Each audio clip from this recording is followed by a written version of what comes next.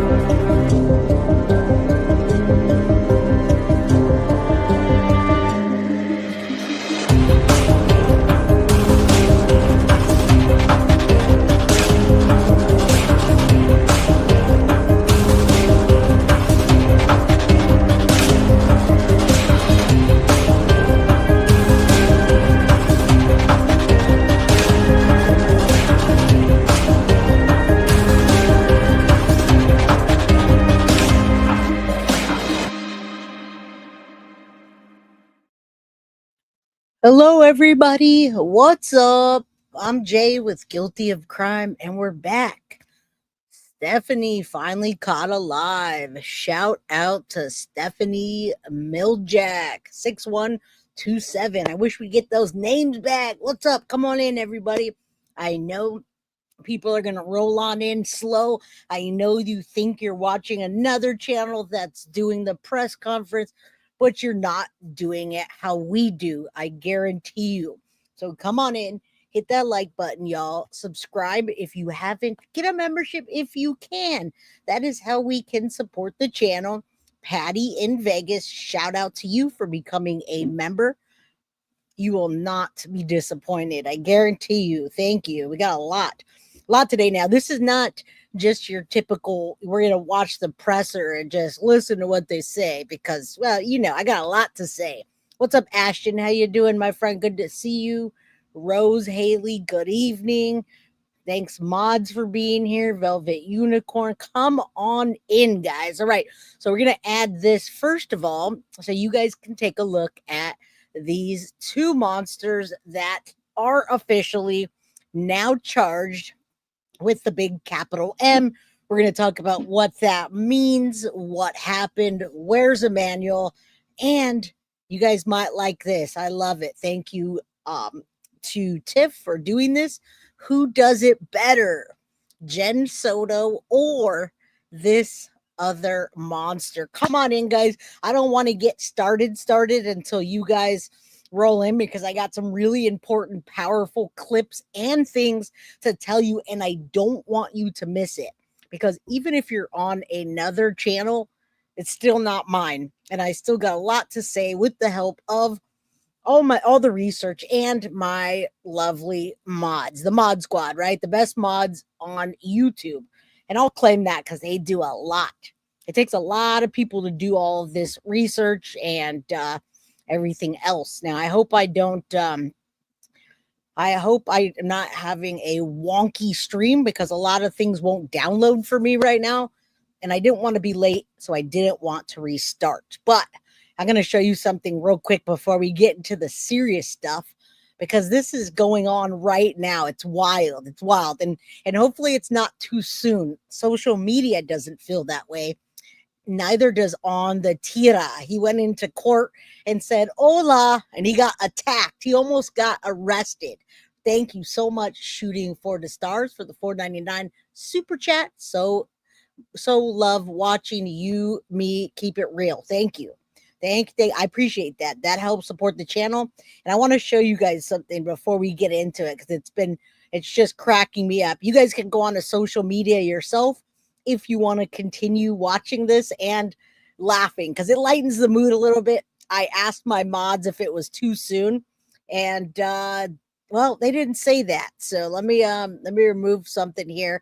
I gotta show you this before we get into the everything happening today, right? Into the meat of it. I got to show you something. It's really funny. This is how it happened, according to Rebecca. Check this out. There's memes everywhere, and On the Tierra did it in court. Check this out. Hola, señorita. Oh. That is how it happened, folks. There it is. According to Rebecca. Here we go. This is what happened. When she told the police the story, there you go. Hola, señorita. That's it. Hola. She passed out. He took the baby, dipped. She woke up, black eye, 2 black eyes. Oh my goodness, guys. One more time. They're all over social media. Hola, señorita. Oh my goodness. You gotta lighten the mood a little bit, man. It's all over. It's all over, right? It's all over social media. And the funny part about it really is just the fact that she's an idiot, right? Both of them are. And you can see them there. As they sit in court, Jake looking angry and her looking afraid. She didn't even look at him, by the way, and she's still sticking up for him. Yeah, straight up, senora, senorita, hola, senorita. And she just passes out. He naps the baby. It's a Mexican kidnapper. And then boom, that's it. She wakes up and now I remember, where is baby Emmanuel? So anyway, if you guys want to get a little bit of a laugh, you guys can go check out X or Instagram or TikTok, any of those. It's just, it lightens the mood. All right. And I kind of wanted to wait for you guys to roll in before I get into the nitty gritty. Yes, Nettie, dumb witch indeed. She did not protect baby Emmanuel. And there's a lot more to talk about today, guys. I know a lot of people, I was prepared to show what a lot of people were talking about. Brian Enton saying that there was a confession to a fake inmate. And I was getting ready to completely debunk that, guys. I was going to completely say, see what social media does. But I got to tell you, when we get into the press conference, I'm not just going to listen with you. I'm going to tell you what's happening, what's going on, and rebuttal anything. All right. I'm so glad that you can't stop laughing because I wasn't sure if it was too soon. But hey, it's all over social media, and that just got me cracking up, man. Hola, señorita. Bam! She just passes out. A few minutes later, the Mexican bandit runs off with the baby. Oh, wait, I'm awake now. I got 2 black eyes. Where's my baby? Man, these people, yeah, these 2 malingering victims. And thank you, Jamie, for the $1.99. I appreciate that. It all helps support the channel. All right. And I see other channels playing a press conference right now. And I'm like, I promise you, I'm not just playing the press conference. You're going to want to see this episode. All right. So listen, what brought us here from yesterday was Jake Haro confessing. And people come in and say, Jay, listen, Jay, he did not confess. Where do you see that? And I said, well, he couldn't have been led out. He couldn't have led them to the body if he didn't know what happened or tell them what happened, or maybe a fake inmate. But I think it's just worded incorrectly in the press conference.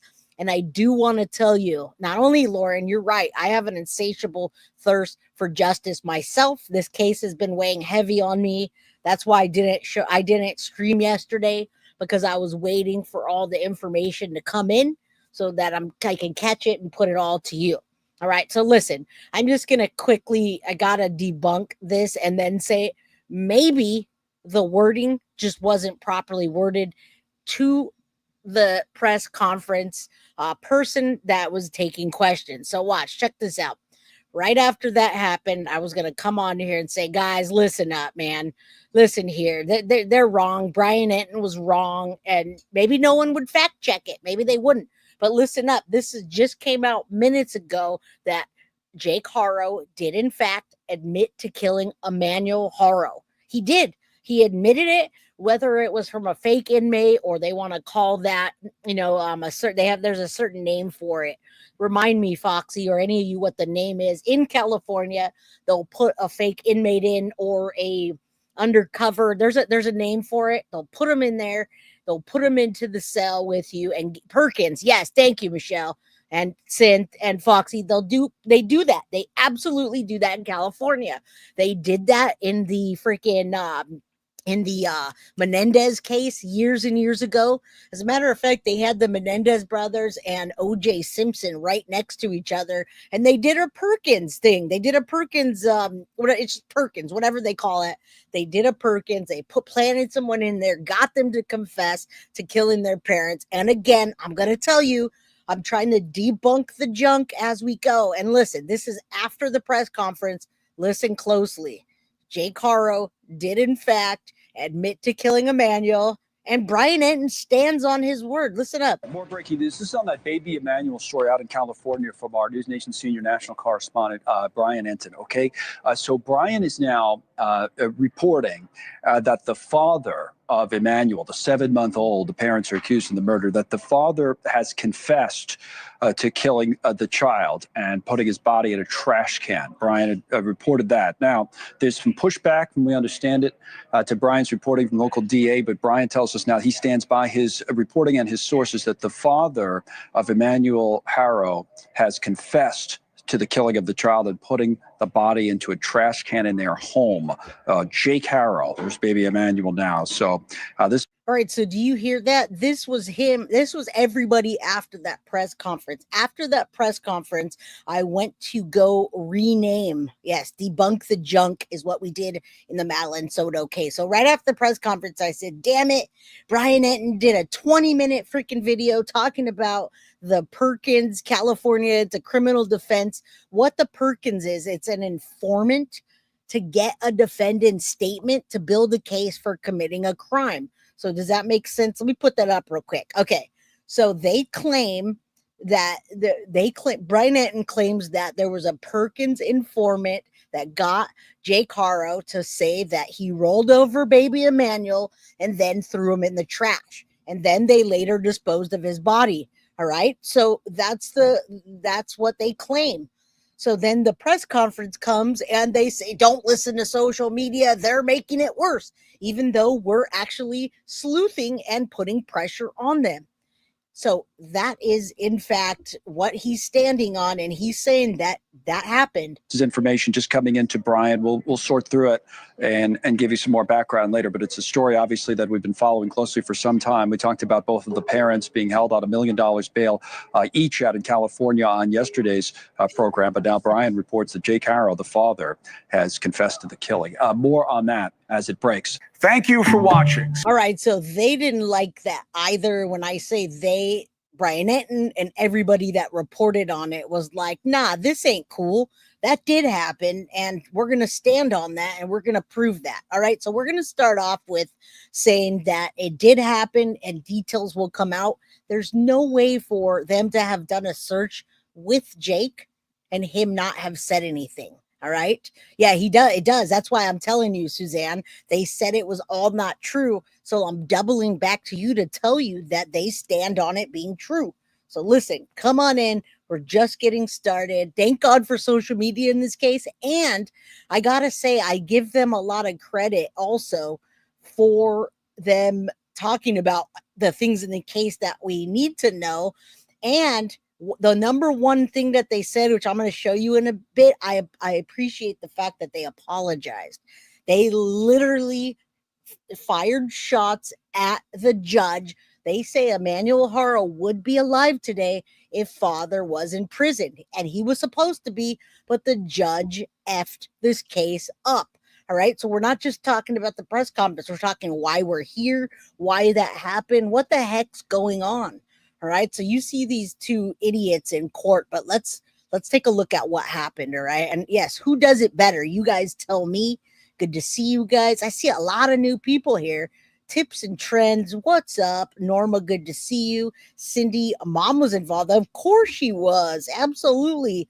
That's what we're talking about today, folks.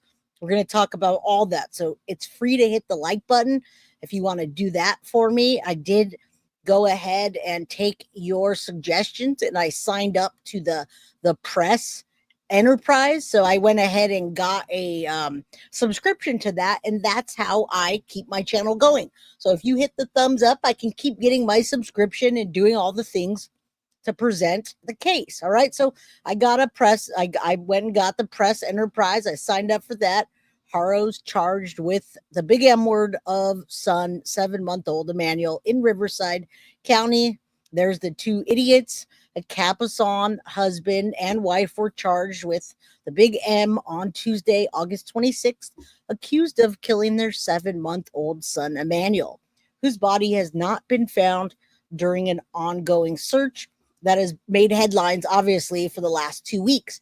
Jake Haro, 32, and Rebecca, 41, were also charged with filing a false police report, a misdemeanor. So listen, they're trying to get them on anything that they can. What's up, Chief Rocca? How you doing? Thank you for that. I appreciate you. All right, so they want to get them for anything. They've got $1 million bond, and I'm going to make sure you guys understand that this is what's going down right now and what the charges are. Okay, so these two knuckleheads are in there. These two monsters are in there, and they're not liking it one bit. They're not liking it one bit. But listen, hours later, they made their first court appearance. Rebecca sitting in the jury box in a blue jumpsuit and Jake in a red jail jumpsuit. They are not going to be prosecuted together, and they are not going to use the same lawyer. Not only that, Jake doesn't have a lawyer anymore, and the Timu lawyer that he did have is now gone. No more Timu lawyer. He has a public defender. All right. So now he's in protected population near the incarcerated defendant's entrance. They did not enter a plea with the court appearance. They didn't enter a plea, but their next court appearance is September 4th.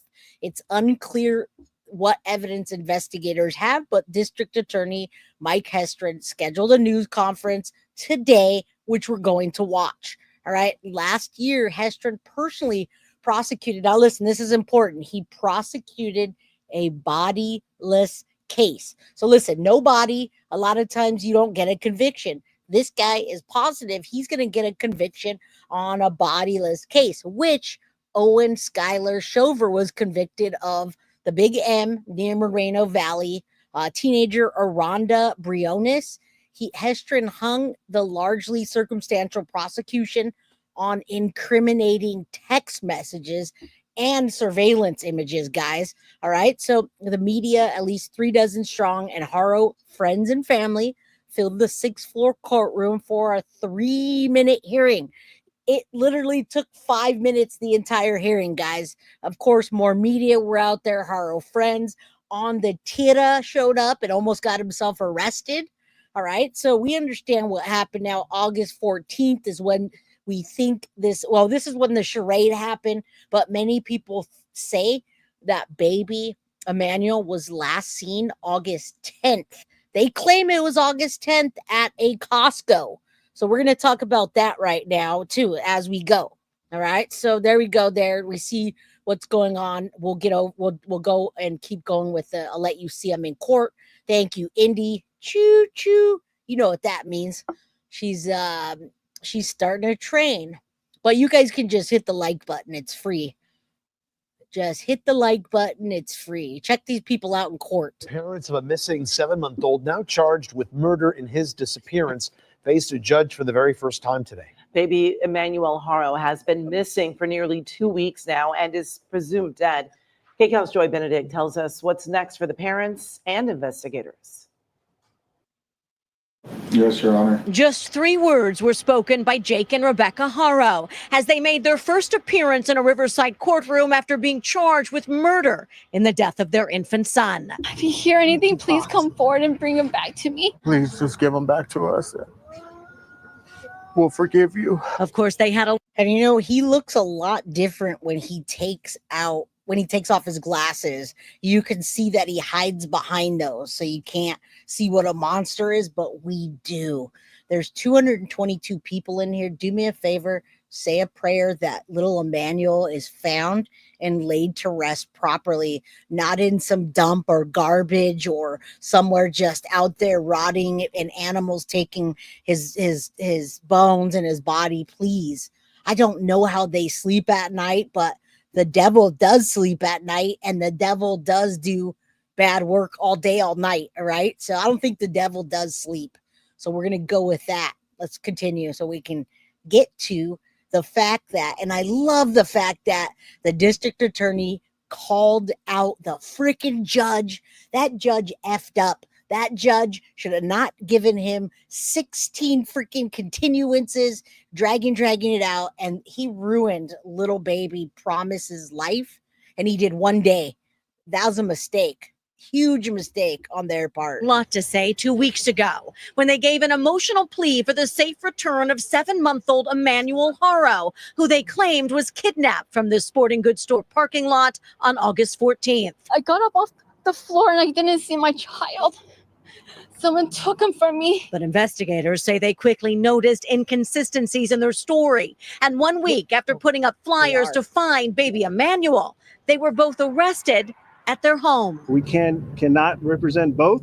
So for today, we simply continued the arraignment. Brian Cosgrove is the public defender who represented the Haros in court on charges of murder and filing a false police report. But he says the arraignment was continued until next week as they decide which client.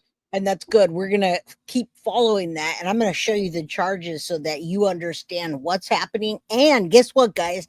They're trying to do they're trying to do aggravating factor in this case for Jake.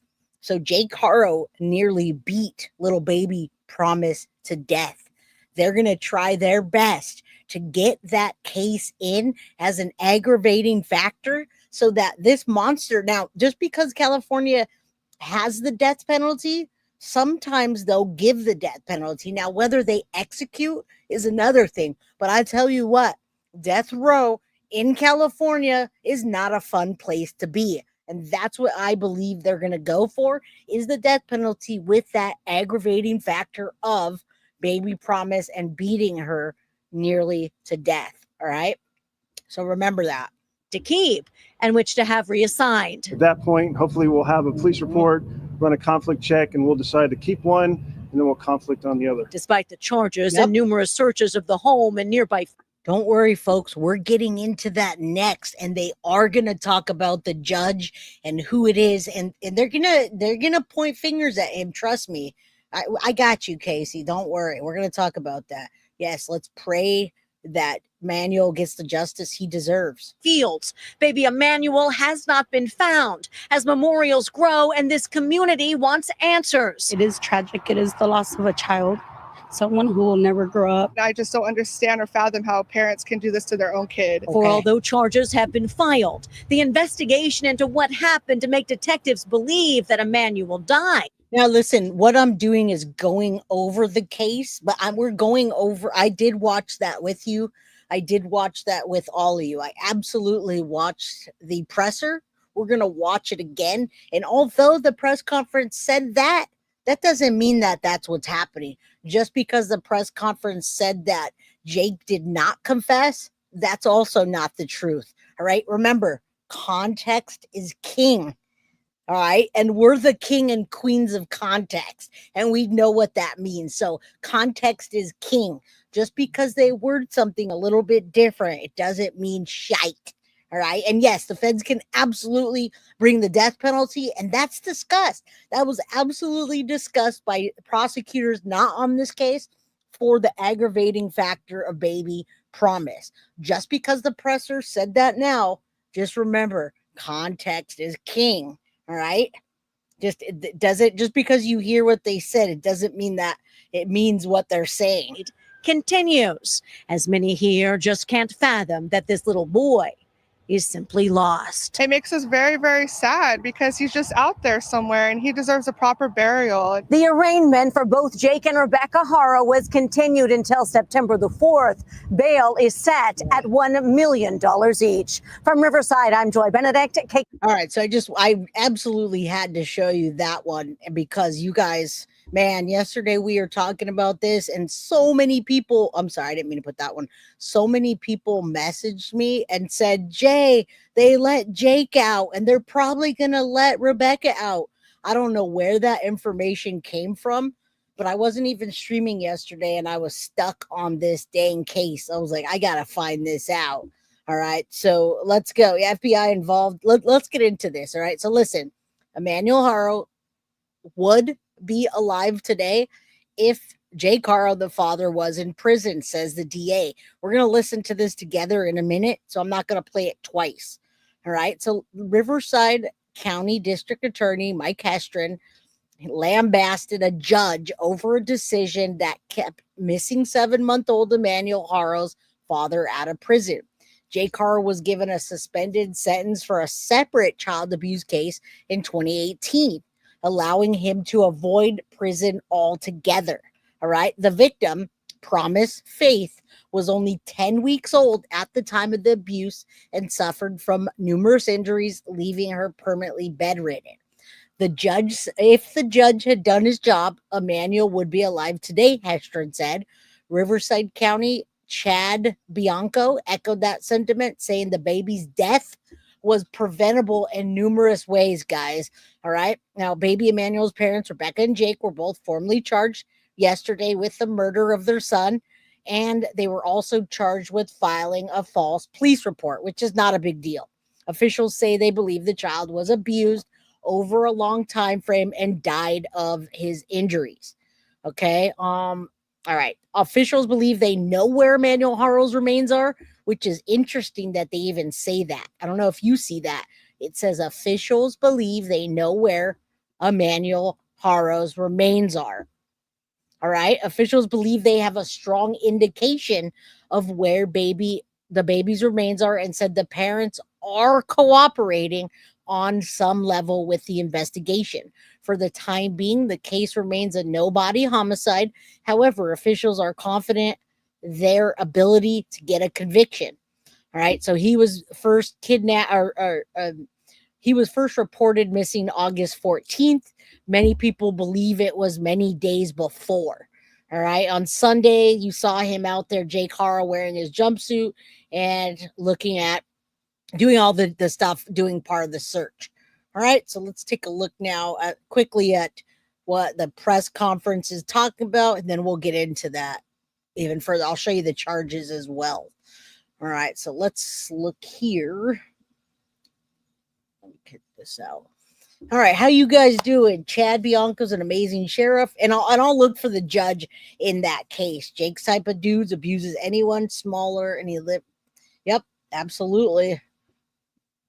And I'll keep that up there. What's up, Happy Knitter? Justice for Emmanuel and all those missing. And Foxy says, yes, they know it's in a landfill, just not specifically where. They reached out to Waste Management. All right. Yes, it's $1 million bond. All right.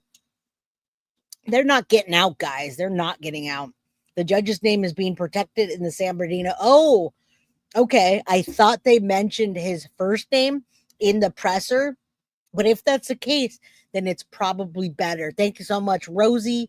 And thank our mod Synth Serber for the 5 guilty of crime memberships. As a matter of fact, I don't know what I'm doing, but we're going to have a members only chat real soon, and you guys are not going to want to miss that one. I promise. We've got some stuff to talk about, guys, and not in this case. All right. Thank you so much, Sid. Let's just take a look real quick for those of you that aren't going to stay here for the press conference, or you've watched it and didn't catch everything. Let me just quickly go over some of the things, major points in the press conference, and I think I touched on some major stuff right now. Thank you so much, Rosero Hallie. Thank you for the $2 super sticker. You guys are freaking awesome, man. Marge, you can't even blame Jake. He's a monster beast. You need to find out the district attorney or judge and let this guy out after 6 months. I agree. You guys are awesome. Thank you, man. You guys are just left and right just supporting the channel, and I can't thank you enough. Lauren, thank you. Anybody new, thank you. Anybody been here, thank you. All right. Thank you. You guys are awesome. All right. Let me give you the key points just for those that don't know exactly what happened. There's these monsters, Jake and Rebecca Haro. Listen, they were in there for less than 5 minutes, both $1 million bond set for both. Their arraignment will continue on September 4th. They're never getting out on bond. I'll tell you that right now. All right. Here you go. Main points, the main announcements of the presser was Riverside County DA Mike Hestrin, San Bernardino County Sheriff Shannon Dicus, Riverside County Sheriff Chad Bianco, lead investigator Sergeant Nicholas Clark, prosecutor Brandon Smith. And this is just to update you guys on the investigation, clarify public misinformation, as well as me clarifying their misinformation and questions they ask. All right, now, case and timeline on these facts. August 14th, 2025, we know Rebecca claimed Emmanuel was kidnapped. Hola! Then she blacked out. Law enforcement quickly found inconsistencies and no Amber Alert was issued. Of course, never enough information. Jurisdiction investigation broadened from San Bernardino to Riverside, which you're going to see in the press conference. They pass it on over. Happily, they work within their own jurisdiction. Okay? All legal talk. Cooperation, significant collaboration between two county agencies, praise and professional partnership. And I love that. I love that they're so awesome and they're working together and they're not getting all like bossy about, I want the case. They're doing it hand in hand, which is the only way we're going to find baby Emmanuel and prosecute these monsters. Thank you, Teresa Lech, for the $9.99 super sticker and Lil Red for being a member for 13 months. Hugs to you, baby guilty, and chat. You got it, my friend. You got it. Hugs to all of you guys. Lauren says, very articulate commentary here. Well, thank you. I appreciate that. I would much rather be articulate than to be saying a bunch of cuss words and expressing myself in an awful manner. All right. Well, every once in a while I'll cuss, but it's necessary when I do. All right. So thank you. There you go. All right, let me just get down to this real quick. So charges and evidence, guys. Legal charges, both parents charged with the big M word, 1 count each, and they added filing a false police report. Emmanuel is presumed deceased, and authorities are actively searching for his remains. Now, we know Jake Haro had a prior conviction in 2018, which resulted in a suspended sentence and probation. Previous child is permanently disabled and she can only use 3% of her brain. She doesn't walk, she doesn't talk, she doesn't see, nothing, guys. She's beautiful little angel, but she doesn't live her life like we do ever. She never will. All right, evidence investigation methods include forensic data, digital evidence, and high-tech support. Hundreds of hours of investigation. And listen, guys, I got to tell you, without the help of you guys and all of those people on social media, they wouldn't have put the public pressure. And yes, I saw that there's a transgender shooter in Minneapolis at a Catholic church today, guys. That shooter injured, I think, 17 people and 3 or 5 people dead. And it was a transgender shooting up a church. That transgender shooter also took their own life after taking the life of others. So do me a favor, guys, say a prayer for the Minneapolis Catholic Church and the people that no longer are living or the people that were injured. She deserves to know justice was served by the people. Absolutely. Okay, 2, 10 and 8. Thank you. So 2 dead and many injured. All right. I watched a part of it, but I don't know all the details. And I don't want to take away from baby Emmanuel. So let's focus on the case and I will cover whatever cases you want me to. All right. 2 kids and then themselves. Right now, they're calling the shooter a man, but I don't know if that man was a transgender, changed all the way. I don't know the details. All I know, it was a man shooter that took the life of 2 kids. And I'm not going to respect anybody that did that. So screw that shooter. I don't care. I'll call him a man if that's what they're calling him on the news. He doesn't deserve anything more. He 2 dead, 19 shot, and then he took his own life. And you know what? He should have just took his own life from the get-go. Yeah, that man's evil. He doesn't get any respect from me. I don't give a shit what you want to call that guy or girl, whatever the heck. Screw him. He should have took his own life initially. All right, back to baby Emmanuel. Please hit the like button. Leave your DNA there, all right? Yeah, whatever he identifies as, I don't give a crap. But he took the life of children and he hurt many people. All right, so let's continue. We're almost there. Okay, so listen, public must respect legal limits on commentary due to presumption of innocence, but the facts will be proven in court. Outrage as previous judicial leniency that allowed Jake Haro to be outside of prison. Now, these are key points that we're going to listen to now in the presser. And if you just want to take away key points, that's one thing, is the legal limits of the previous case. Sheriff, please, he says, misinformation on social media is damaging. Mainstream media cooperation is crucial for accuracy, and community anger and compassion are highlighted as an affirmation of societal care for the children. All right. Search efforts still are continuing. Authorities have a strong indication, but not certainty about where Emmanuel's remains are. They also say, listen, guys, you should not be out there searching for day and night and being tired. They should be searching so they don't mess up the crime scene if it's found, if the baby's found, or they don't want the public to mess up their evidence for court. All right. So they warn against public searches that might jeopardize the investigation. No plea deal. Prosecutors indicate that this is not a death penalty case. No plea bargains will be considered, but they're focused on trial and justice. And right after I saw the press conference, I saw that with an aggravating factor, there's a possibility of the death penalty, which is outside of what the press conference said. So let's just keep that on the table. All right. Emmanuel is a beautiful little baby boy that needs justice. Absolutely. And I did reach out to JD, the Alaskan Avenger. I haven't heard back from him, though. So if you guys know JD, the Alaska Avenger, tell him to give me an email, guiltyofcrimebyj@gmail.com. I love to work with him, give him an outreach, talk to him, go on his show, have him come on here. Let me know, guys. I do appreciate that guy. Absolutely, it's scary to have children in this world. Wade Wilson, Stephen Stearns, just walking this earth. Yes, pobrecita. All right, let's continue. All right, so investigation is ongoing. Suspects are cooperating, kinda.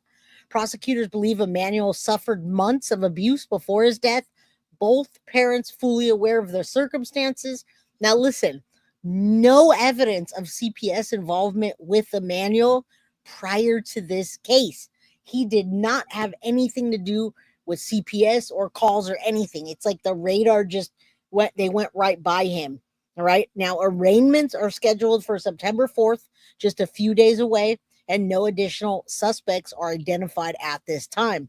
Obviously, we know public outrage and systematic concerns. Officials voiced anger and issues allowing repeat offenders to remain out of prison, and they highlighted the broader impacts of child safety, which we all know. Now they're focusing on digital and forensic evidence, reflecting on what they're already doing in the case, the phones, the pings, where they went, etc. All right. Now, the press conference outlined the progression and basic facts of the investigation into his disappearance, clarified the timeline, announced criminal charges, addressed misinformation, and reaffirmed their commitment to justice and transparency to me and to you. All right. And thank you, Carly, for helping me get this together so quickly. Love you guys. I gotta, I just always want to bring you the most information and the least BS. All right. We don't like BS. What's up, Mr. Bot? How you doing? Yes, they did say if they're abusing the little girl they had. Oh, they didn't talk about that little girl, but we're going to get into that now. The reason I wanted to go over this now is in case you missed something or you're not going to watch the press conference, then you can know what happened. Thank you so much, Linda, for riding the train. Choo choo for the $2 super chat or super sticker. Yeah, we don't like fluff. The only thing that's fluffy on this show is my hair. But all right, let's keep going. And I got to make you guys laugh here and there. I appreciate you guys. You guys tell me who does it better. All right, we got through this. I'm talking as fast as humanly possible to get you guys through this. All right. Now, it's interesting that they say Emmanuel Haro died 9 days before he was reported.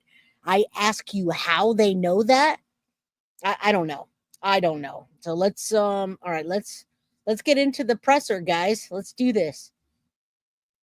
I don't think I could have talked any faster than I possibly did to get you the information that I feel you guys all need.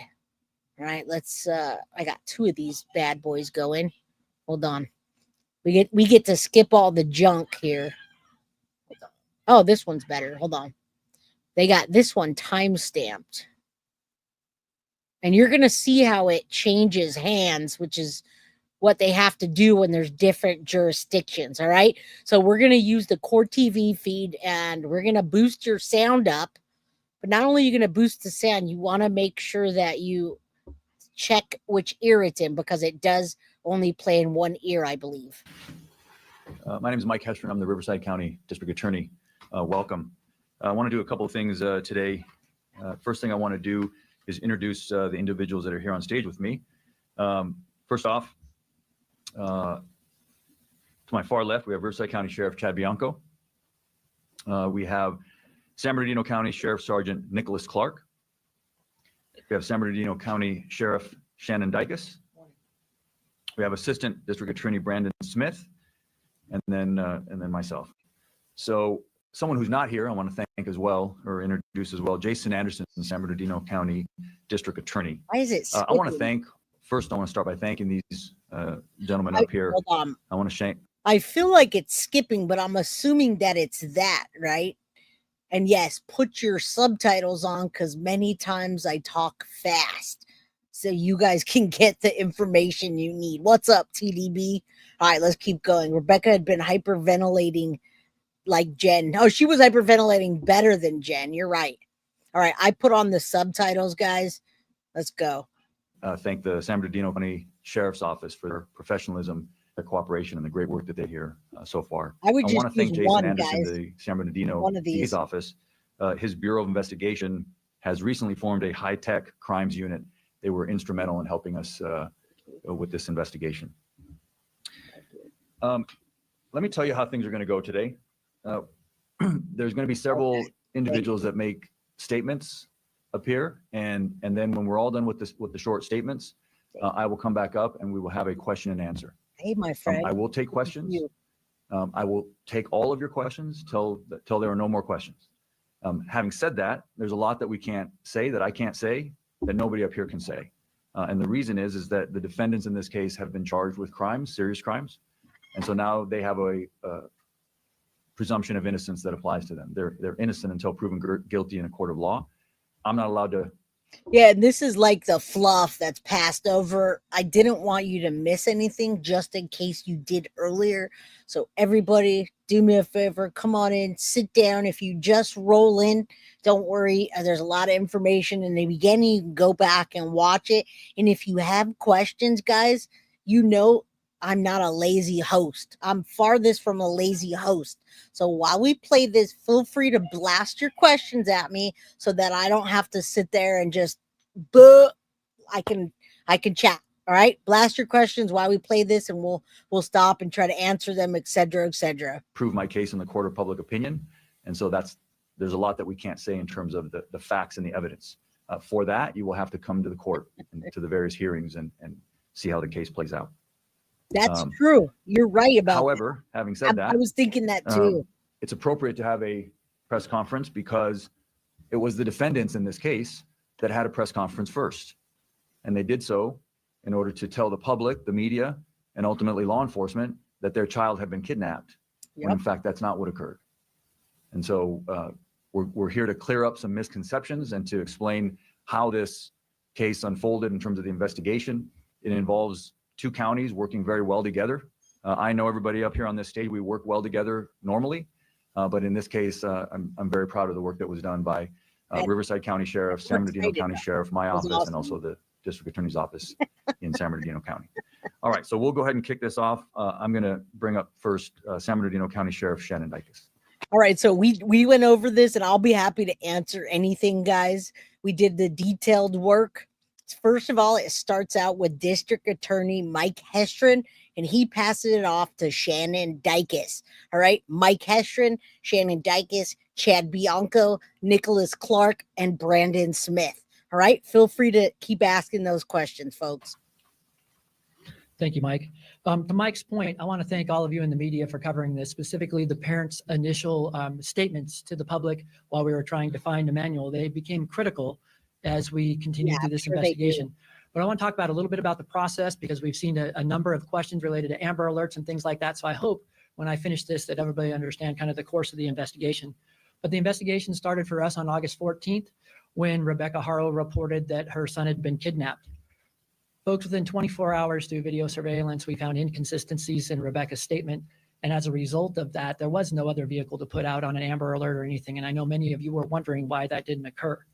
But really, after finding out those inconsistencies in the statement on the initial report, that's where hundreds of hours of investigations have come in by our specialized investigations division to try to get to the bottom of what's really going on here. And when I say hundreds of hours, I'm talking about forensic data on vehicles, phones, and potential crime scenes, judicial authorized search warrants that were served. And through that process, that's where we learned that the jurisdiction of where this has occurred was in Riverside County. So hence the Riverside County DA and Riverside County Sheriff's Department, which I can't stress enough. We've had a long-term partnership. We work well together and we know how to get things done. And I got to say, they did a beautiful job together. But I have to say, I'm a little disappointed that they're asking people to back off the case when the reason we're this far is because of you, because of you, because of you, because of On the Tira, because of Dolly, because of me, because of Grizzly. All of the YouTubers, all the people that are putting public pressure on these people are what's making it happen. Now, I understand people should back off of searching in case they mess something up like they did. People were going in their house. That's not good. Angel of Light, thank you so much for the $5 super sticker. Let's keep going. What did you say, Casey? I have to tell you how much I appreciate on behalf of the hearing impaired. You're welcome. Absolutely. Come back and I'll do the same. Just remind me. In these environments, but that's why the jurisdiction had changed from the original jurisdiction that was reported in, which is Yucaipa, California. But as we went through that portion of the investigation and realized that these things had happened in Riverside County, you saw the culmination of all the different entities get involved. And going back to what Mike mentioned about the DA's office in San Bernardino County and high-tech crimes, forensically, there are a number of things that we were able to prove up that we're not going to be able to share today exactly how we did that, but there is a tremendous amount of evidence that suggests that the initial story posed was not the correct story. So in that partnership with our agencies, I'm going to introduce my partner, Chad Bianco, where this crossover occurred at Riverside, and we reached out to Mike, who's obviously filing the case, and of course, Chad to assist us in the investigation. Chad? No, I'll keep you guys. Thank you. Like Sheriff Dicus, I just want to thank. All right, so we're up on the next one. We went with Mike Hestrin, Shannon Dicus, and now Chad Bianco. And you guys keep coming back here because I'm going to keep you posted on all of this. I would tell you about those if I knew about the teenage conditions. And there's so many new things in this case, guys, that I can't get to right now because we have to do the press conference to debunk the junk and to listen to what the press conference says and actually even debunk and clarify some of those statements. So we're going to do that and then we're going to continue. And I also got to tell you, and Deb, thank you for being here, Deb. Chris, shout out to you. Chris is so kind. Chris Stearns has offered for me to go and do an episode with you guys and go over all the notes. And then he's willing to take your guys' questions and answer them. So we're obviously not going to do that this week, but we are going to do that. So thank you, Chris. Thank you, Deborah. And let's get back to this case. All right. You guys say it sounds like he's got helium. A balloon. He sounds it's a little bit faster speed. I can slow it down. All of you for especially the normal mainstream media for your attention to this and for your cooperation in this as we were assisting San Bernardino in this investigation, trying to originally find a missing baby, but then eventually quickly learning that that investigation was not something that it started as. Not so much for social media and keyboard warriors who keyboard warriors. And listen, Net Detective, you missed my first few minutes of the episode. I just went over it the very beginning, and I could play this after the very beginning. There's a thing. California will put an informant in with somebody that's been arrested to get information, and according to that informant, Jake Haro told that informant that he rolled over baby Emmanuel, killed him, and then put him in the trash. I can play that clip again. It's the Perkins law or Perkins rule that they do. But here's the deal. That's where it came from, and I showed it earlier. So if you want, I can go back and show you after. But it was, in fact, debunked, and then it came back right after this. So even though they said that didn't happen, I think that their context of this is much different than what they're saying. Listen to their words and then listen to how it's just the wording of it. Quite honestly, sometimes hamper and prevent us from a good investigation. I do want to expand a little bit about our relationship with San Bernardino. A lot from the media, a lot of questions have been raised about jurisdiction. And what Sheriff Dicus and I routinely talk about to our own communities isn't really necessarily displayed in the media or said to the media, but neither one of us care about jurisdiction. Our belief is that the Inland Empire is better served when we are cooperating and working together. And in this investigation from the very beginning, it was obvious that it could involve both counties.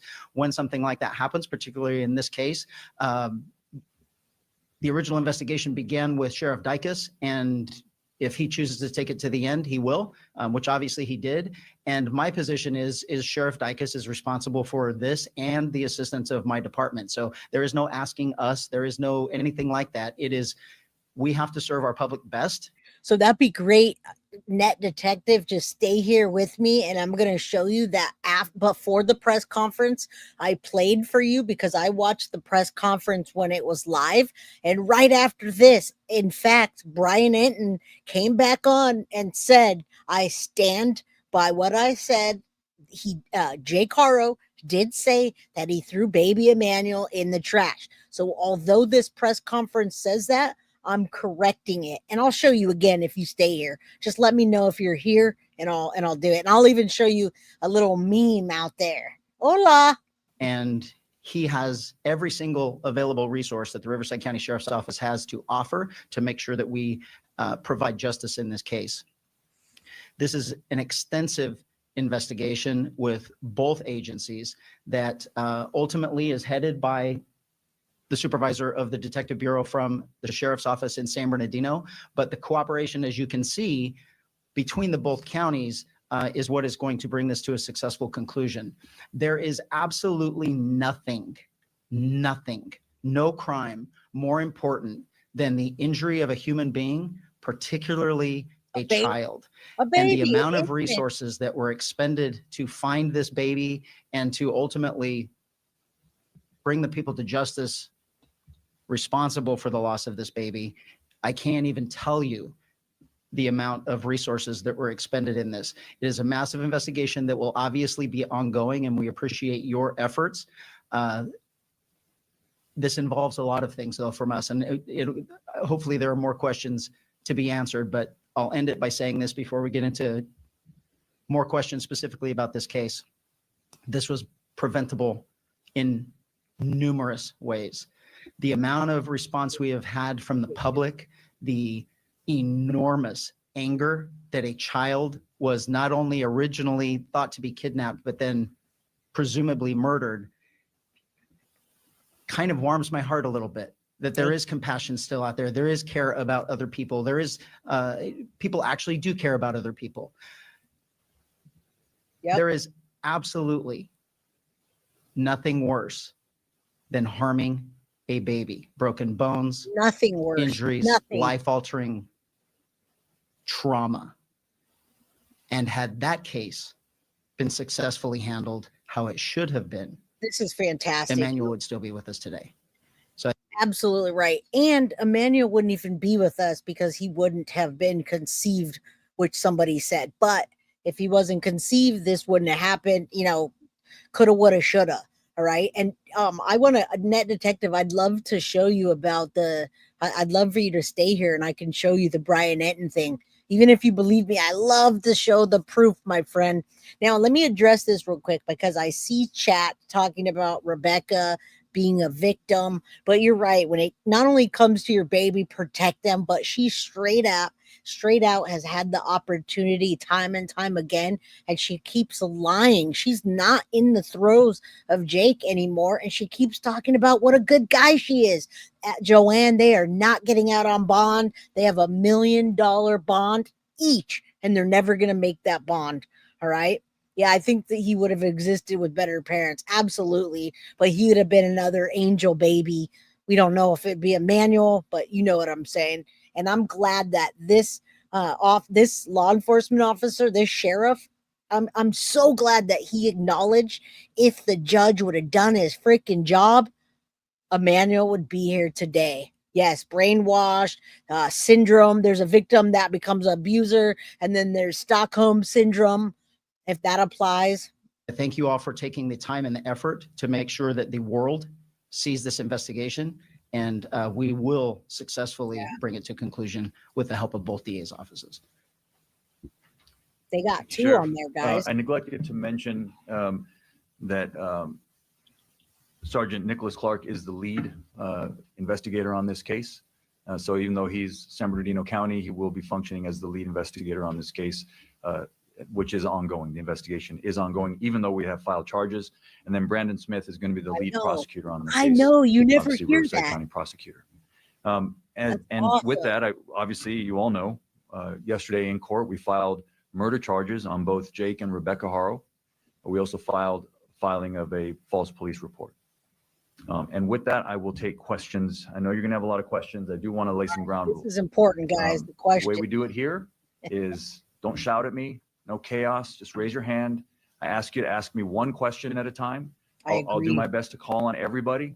When we've gotten through everyone who has a question, then we can go back and ask more follow-ups, okay? So I'll start here. All right, so we're going to do this together because sometimes you can't hear what they're saying. So we'll try to look at the questions and answer them together. And you're absolutely right. Sick of these murderous moms being called victims. The safety of the babies is your number one priority. They're important to you. You don't feel safe, get the baby out of there. You're absolutely right. And then even if you don't get out of there and you're trying to get help, or you're trying, just make make the number one priority your baby. She had opportunity after opportunity, and that's it. That's all I got to say about that. It makes me mad. My question is, first of all, do you have any idea where baby Emmanuel is at this point?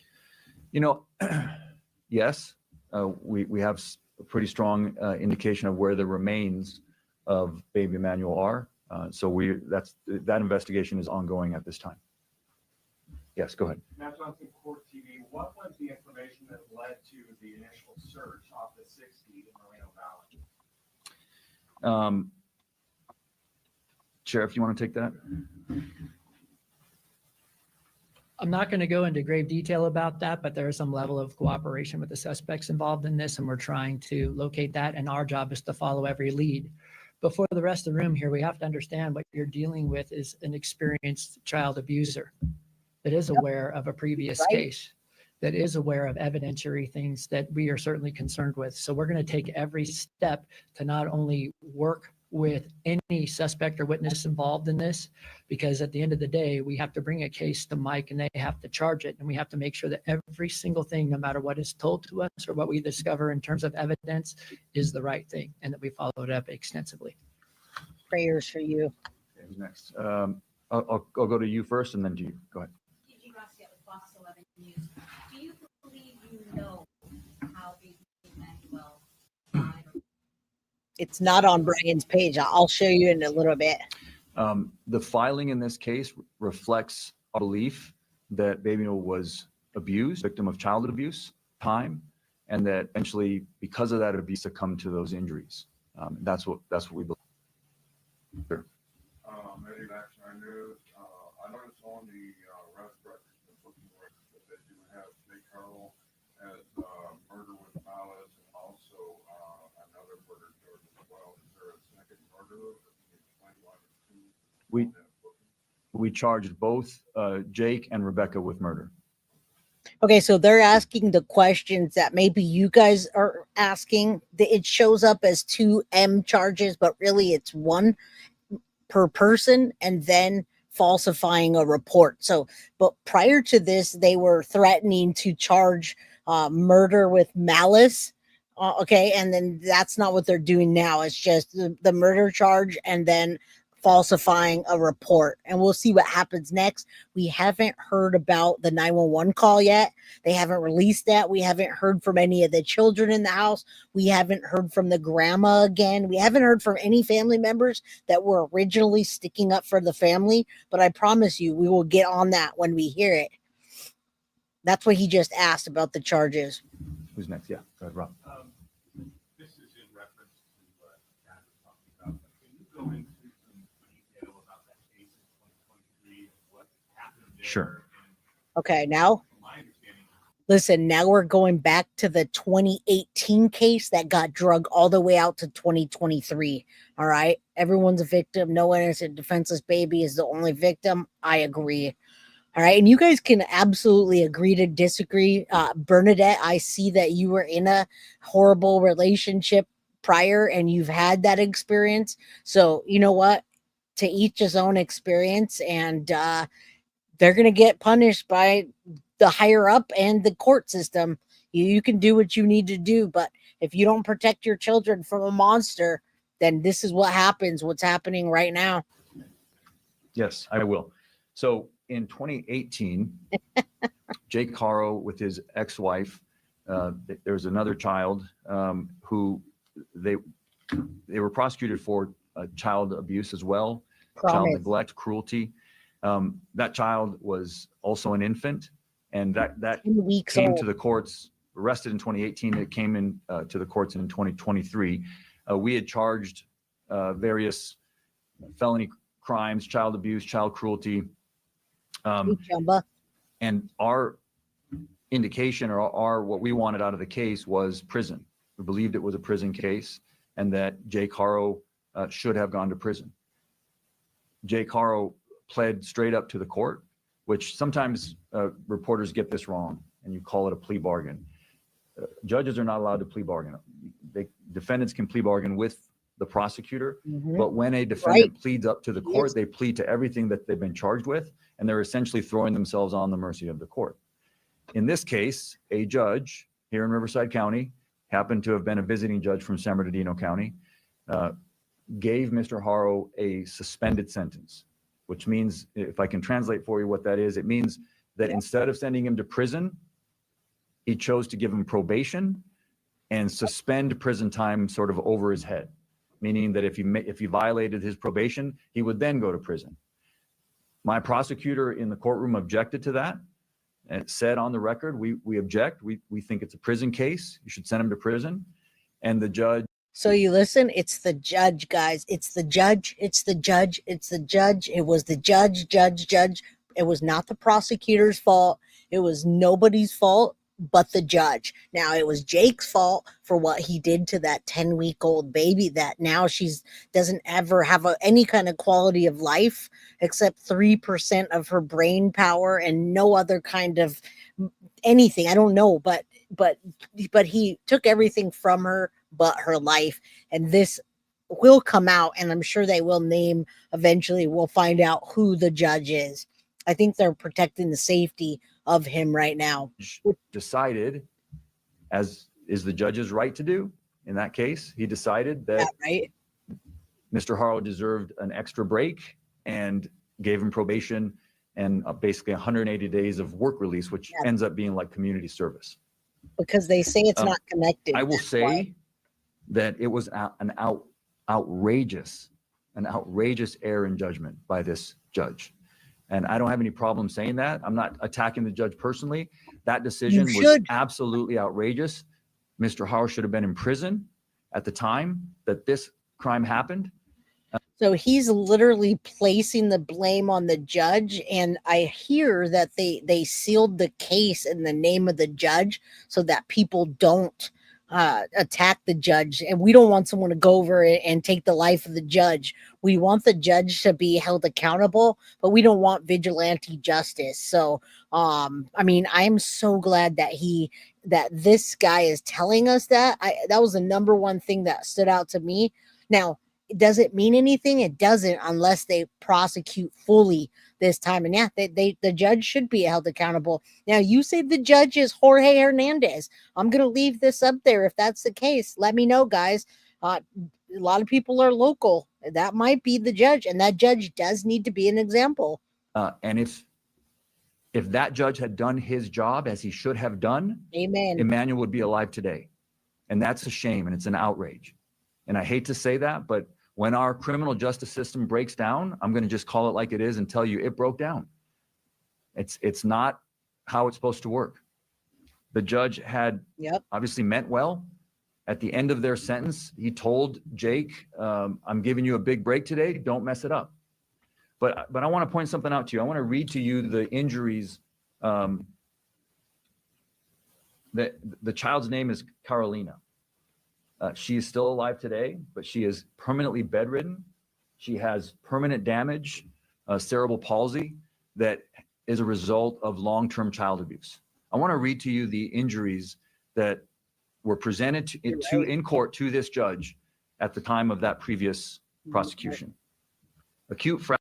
Now, listen, if you just rolled in like coffee and a dog studio, they did not find baby Emmanuel. However, they do think that they're very close to targeting where he is. They say that with both parents now arrested and charged, possibly they're partially cooperating. So no, they have not. And right now we're talking about why this case even happened and how the judge didn't properly prosecute the 2018 case that drug all the way out until 2023. All right. And yes, the plant, it is a law enforcement plant that they put in there. It's called a Perkins law, where law enforcement puts a person in that is somebody in law enforcement, like an undercover person, and they're an informant, that where they can get information from the person that's locked up. They do that on purpose. They plant them in there. And shout out to Vermont. I am an angel mom. I can't hear these injuries. Gotta go. Yes, please take care of your mental health.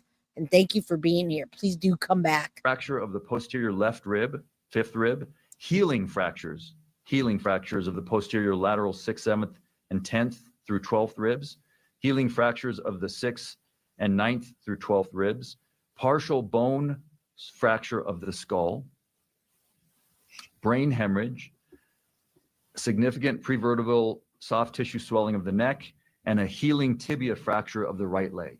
It's rough. This is severe abuse for an infant. And so whatever you think of the criminal justice system and people need a break, someone who does that to a child belongs in prison. Forever. Yep. Next question. He's right. Yep. I agree. Not to my knowledge, no. Yes. I know.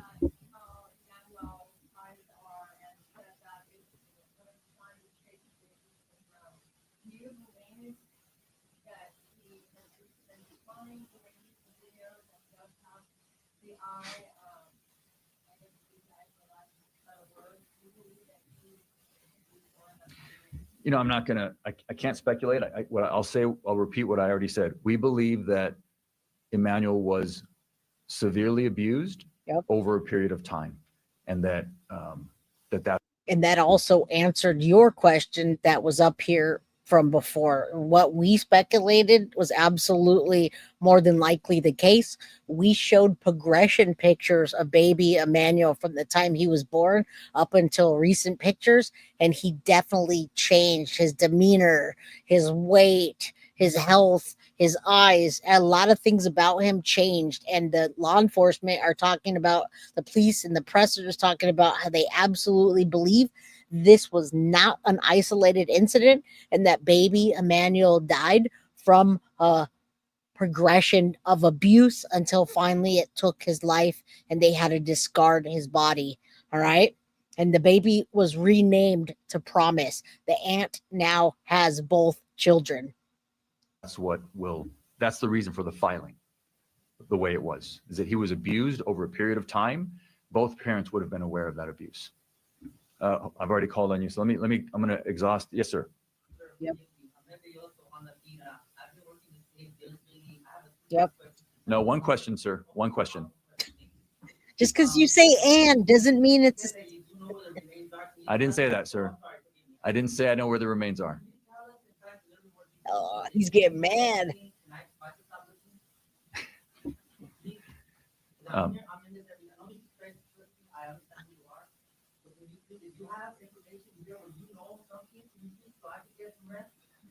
Well, you should get some rest, sir.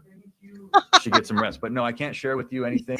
Oh my goodness. I wanted to laugh. This is not funny, but somebody's trying to ask questions because they've been waiting. We've all been waiting for a press conference. He said one question, the guy said, blah, blah, blah, blah, blah. And he's like, bro, that's basically what he's saying. Bro, listen, I said one question, and he's out there saying, well, you should get some, because he says, oh, I didn't know. I was been searching for days. And he's like, bro, you really shouldn't be out there searching for days. Get some rest.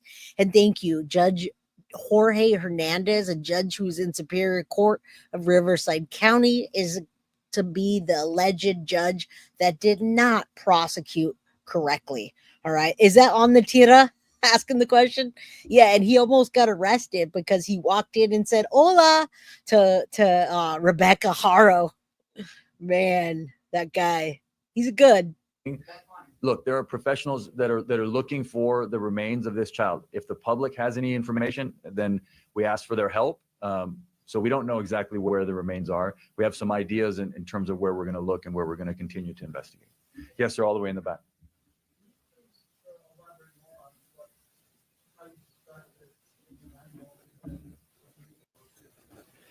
No, I'm not going to do that. Unfortunately, I understand it's an obvious question, but I just can't go into it. Well, they're not going to do anything to the judge, but they're absolutely acknowledging that this judge was incorrect in his filings and he should have been sent to prison. That's all. I don't know if they're going to reprimand him behind the scenes, but it doesn't sound like it. Emmanuel looked like he was being abused. In each picture, you can see his little spirit leaving his body. Truly heartbreaking. I agree. All right. The appointed ones are the worst. I believe they're voted in, but people often think those judge votes are imbalanced, just fluff. And you know, we don't like fluff around here. All right, let's keep going. Tira is very popular now. He's in the Los Angeles area. That's why. And he's everywhere. Those are things that the evidence will be presented in court, and I have to wait till we do that. Yeah. Who's next? Yes, sir. Can you explain, I know they both have charges found against them. Do you believe that Jake or Rebecca? I know, Misty. I'm one of those, I'm those people.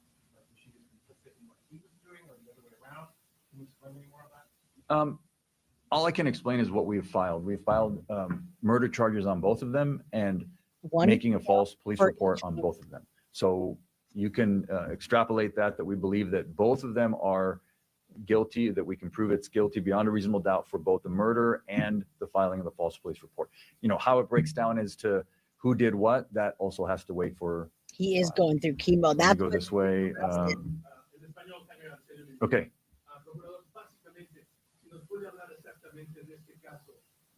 It was.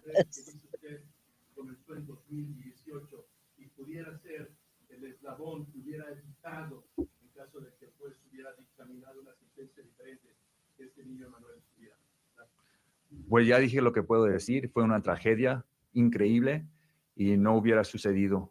El juez hizo un gran error y juzgó mal y el sistema se quebró ese día. Jueces, fiscales, defensores, todos tenemos un deber y tenemos que hacer nuestro deber en nuestro trabajo. Todo lo que puedo decir. Pero básicamente no debió de haberle dado la libertad bajo palabra. Claro que no. Le dio libertad condicional y esto fue un caso de prisión. Cuando uno hace daño hacia un niño, debería ir a prisión. Eso es lo que dice la ley. La ley dice que la sentencia debe ser prisión por crímenes de este nivel de gravedad. Y en este caso le dio probation. Okay. Let me go to you. I haven't called on you yet. There's been rumors that Emmanuel had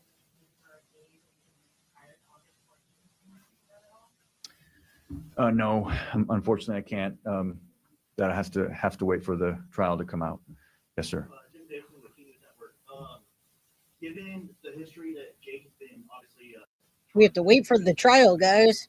has CPS been involved with Emmanuel throughout his life at all, or have they ever checked up on parents? To my knowledge, CPS has not been involved with Emmanuel. I don't believe there was any CPS involvement in this current case. Let me go. I've already called on you. So have I called on you already? No, go ahead, please.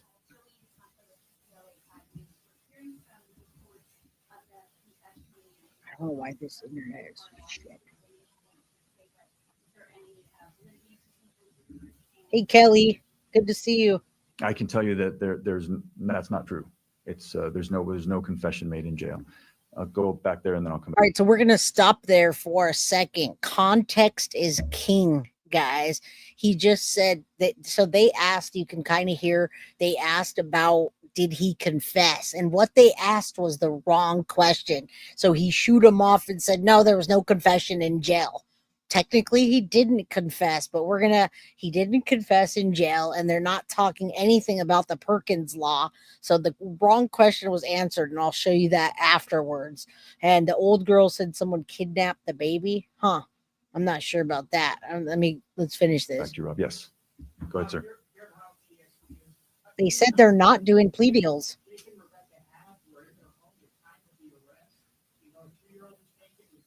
Yeah. Well, there's the 2-year-old and then baby Emmanuel. Yeah. There you guys go. Going back there. Yes, ma'am. Yeah.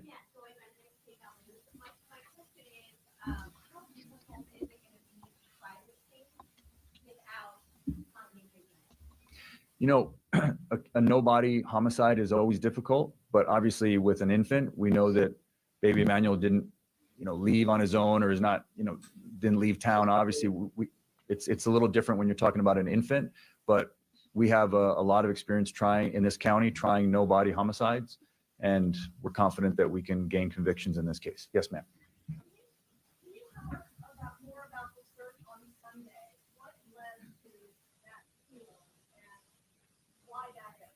Well, I think Sheriff Dicus already explained that. He answered that question by saying there's been a level of. After this, guys, I'm going to show you the rebuttal to Jake confessing to an informant on the Perkins law, all right, rebuttaling this press conference. And I'm going to show you the progression of baby Emmanuel, what he looked like from the time he was born and how he progressed to right before he passed, all right, which was probably 9-10 days before. And yeah, this case is very triggering. Please go and take a break if you need to. Yeah, no, I can't. And prayers for you. All right, let's keep going. Cooperation with the defendants. So that's why they went to that area. But beyond that, that's all I can say. Yes, ma'am. Okay, so I think the obvious question is, what happened? I got you, Shannon. I'll show you.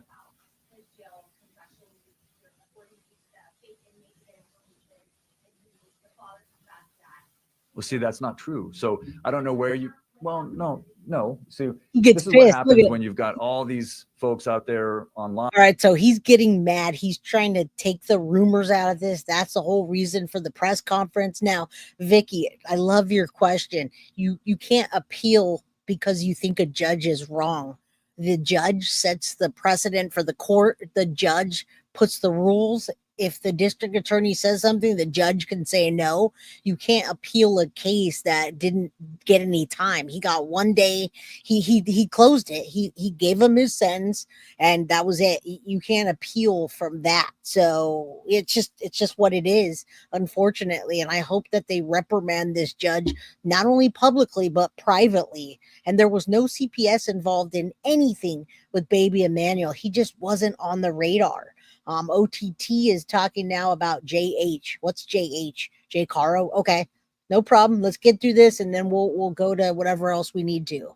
And these keyboard warriors, you get a lot of misinformation. And what you just said is not true. It's misinformation. So that's what I'll tell you did not happen. Okay. I can't talk about the facts of the case. Well, no, I'm giving you information about baby Emmanuel. I'm giving you information about the cases and the investigation, but what you just said did not happen. So, you know, it's not, I can't be responsible for when you guys get it wrong. Go ahead. I know you have not found the remains yet, but based on the level of cooperation of the suspects and what you know so far, is there a strong likelihood that remains were at least at one point in that land? Yeah, I'm just not going to comment on that. We're looking for the remains. These investigation is continuing. We're hoping to find the remains of baby Emmanuel. Yeah, please, Sheriff. This is to that and to the question before. A problem that we are having in this, basically even on the question that was asked 2 questions ago, is someone posts something on social media and then you all believe that it's true. I actually complimented the mainstream media because you've actually been reaching out to us for comment and actually been printing what we've told you. It hasn't been the sensationalism and the wants for clicks for social media. And that is doing nothing but harming this investigation. And when you form your opinion and come in here and ask questions like that, you're not serving the public in any way. The question way earlier, get some rest. There should be no one out there looking for baby Emmanuel except for us, because all you're going to do is complicate things in the future. And the one thing that I emphasize that I want to make it clear here, the reason this is happening relatively quickly and the reason why we got such a handle on this fast is I believe that the Inland Empire is served better by their 2 sheriff's offices than any place in the state. And this particular case doubled its efforts. So instead of having 4,500 people looking for baby Emmanuel, you had 9,000. And so how did we get all of this information? It's called investigation. And we have 2 entire departments doing nothing but sifting through evidence, searching for evidence, trying to figure out what happened, who was responsible, and how we're going to successfully prosecute it. And misinformation, lies, and purposeful misdirection is going to do nothing but harm this investigation. And I am begging all of you with cameras out here, don't be a part of it. Yeah, you can tell that he's upset because, I mean, they're getting calls and questions and they're being pushed off to actual real leads that are given by the defendants themselves. They're partially cooperating, guys, so they have an idea, and maybe they're lying. Look at what Jake did this weekend. Now you say, wait a minute, if nobody was out looking for baby Emmanuel, then they would say there are the parents and they're not getting. Now I think it's a little bit different. I think they're frustrated because people are just out there just being, you know, everywhere. And it's hard for them to control. So you can tell he's frustrated. I'm curious as to why that happened. The other baby CPS wouldn't be checking up. Yeah, it was years ago and they just didn't have it on radar. They didn't have Jake on their radar. Okay. You wasted yours in English? I'll get back to you. I'll get back to you. No, I already called on you. I'll go ahead. I started with you. Go ahead. Go ahead. And actually, it was for Sheriff Bianco. Exactly.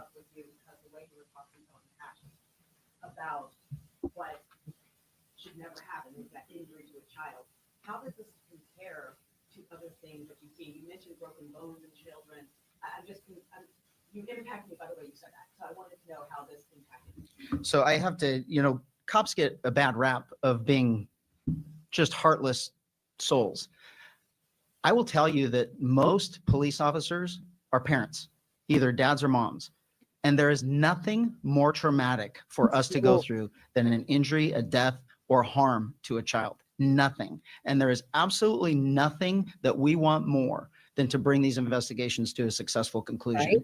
And when we talk about why we're here in the first place, that we believe someone murdered baby Emmanuel, who should still be in prison, but we have this unbelievable love for criminals, believing that they're somehow victims, and now we're all traumatized by it. We were all in this room a couple of years ago when I had a deputy murdered because someone was out on the street that should have been life in prison, but a judge let them go. We have an absolute breakdown of the justice system, and we are not preventing other children from being harmed when someone like Jake is allowed to be out on the streets harming children. And so the anger that I have, the frustration that I have, then combined with the misinformation and everything else, when for all of us and our employees, there is nothing more important to us than the death of a human, particularly a child. And you guys, we didn't cover a lot of this stuff. You probably saw this on other channels like Dolly, like on the Tira. There was a lot of people that were disrupting the crime scene.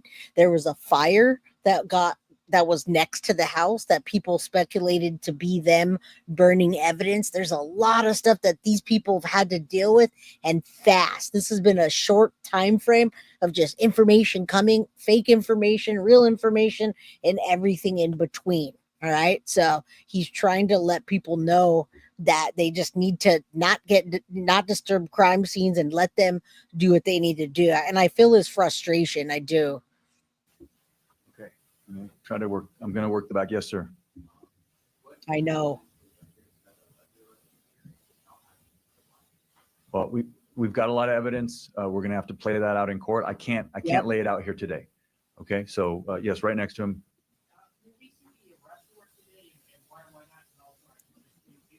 I don't know. I don't know if we're going to see the arrest warrant today. So that's a pretty short answer for Spanish. So yeah. Go ahead, sir. Go ahead, and then I'll come back to you. And I can show you guys the, I think this is the arrest warrant. I have the Superior Court of California, People versus Jake Haro felony complaint. And it shows the cash bond of $1 million. So both of them, I do have that. I can show you after, since they aren't, just in case you guys did not see that.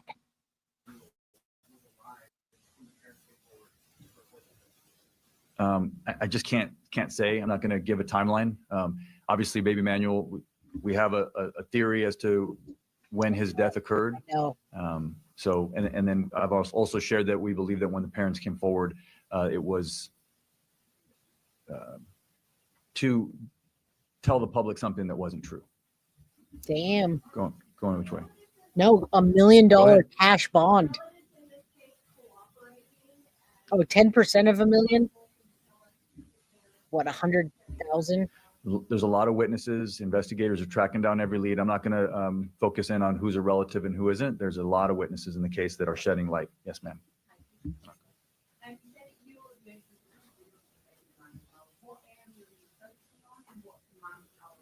Thank you, Doncato. Right. So I'm not going to say, as Sheriff Bianco just mentioned, when you have members of the public that are out there doing their own searches, all it does is potentially prejudice and damage the case. So please let the sheriff's departments do their job. So listen, initially when the law enforcement talked about charging them on the documentation, said no bond. That was prior to yesterday. They do have bond now, and I'll show you it's $1 million cash bond. So even if it's a 10% of $1 million, it'd be 100,000 cash per person. They'd need $200,000 cash to get out. They don't have money. They're not getting out. They're not going anywhere. All right. Absolutely not going anywhere. I'll tell you that confidently. They know how to do this, right? We're helping with them. Anything they need from us, but they are the ones driving this investigation, and they will track down every lead. I have all the confidence in both of these great sheriffs and their great departments. This investigation is ongoing. Yes, ma'am. In an effort to dispel all of that misinformation that we're seeing on social media, has a plea deal been offered to either Jake or Rebecca? Is that a possibility? And is this a death penalty case? It's not a death penalty case. We did not, and we're not able to file special circumstances, and that's what would be required for to be eligible for the death penalty. This is we filed 2 counts of homicide, which in this case is murder, against both Jake and Rebecca. So not a death penalty case. Was there? What was the other? No. All right, now listen, this can change. So they just asked, is this a death penalty case? And is there a plea? Right now, he's saying, no, there's no plea. but we don't know if there's going to be a plea offered for a body or something. That's good. That could change. And what they also just asked, what was the other question I just said? So first, about the bond, and then, a death penalty case. It is not a death penalty case just yet, but if they're able to get in the aggravating factor of what he did to baby Promise, it could be, right? Doesn't mean much for California because they never execute, but still. No, we're not interested in a plea bargain with these individuals. We're interested in a trial and getting to justice. Yes, sir. Where are we in terms of representation for these defendants? I don't know. I don't know. That's not something that I have any knowledge of. Going back, yes, ma'am.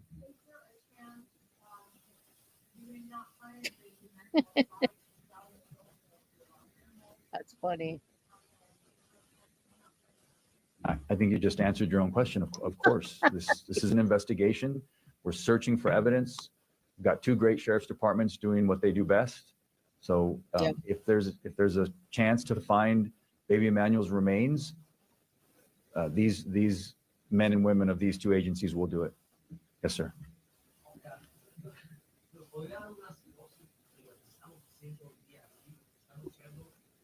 Yep.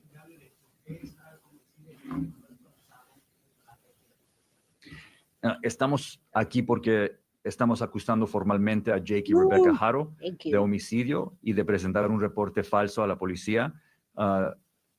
Los padres del bebé de 7 meses permanecen detenidos bajo una fianza de $1 millón. Y más de eso no puedo comentar porque no puedo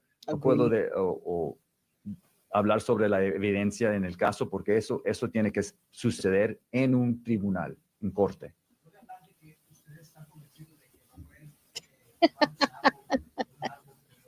He's Clark Kent, guys. No, dije que sí, estamos convencidos que el bebé fue abusado. This is Clark Kent trying to speak Spanish, y'all. He's going to just rip his shirt off and have a Superman underneath. But that's why his Spanish is so bad, because Clark Kent didn't speak Spanish, but this guy does, all right? I like him. He's tough. Por un periodo de tiempo, o sea, tiene 7 meses, o sea, sobre su vida de 7 meses, que fue abusado sobre tiempo. Yes, sir.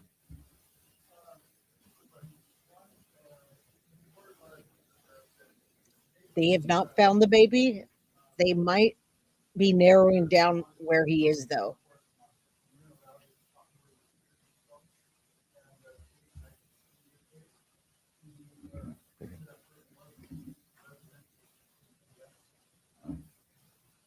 Just for clarification, maybe sheriff's department, not sheriff.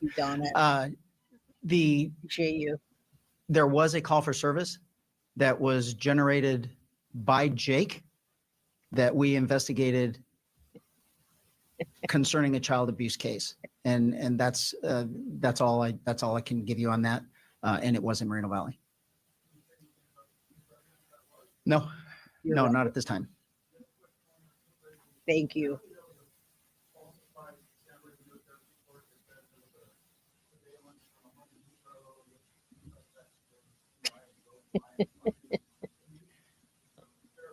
Superman.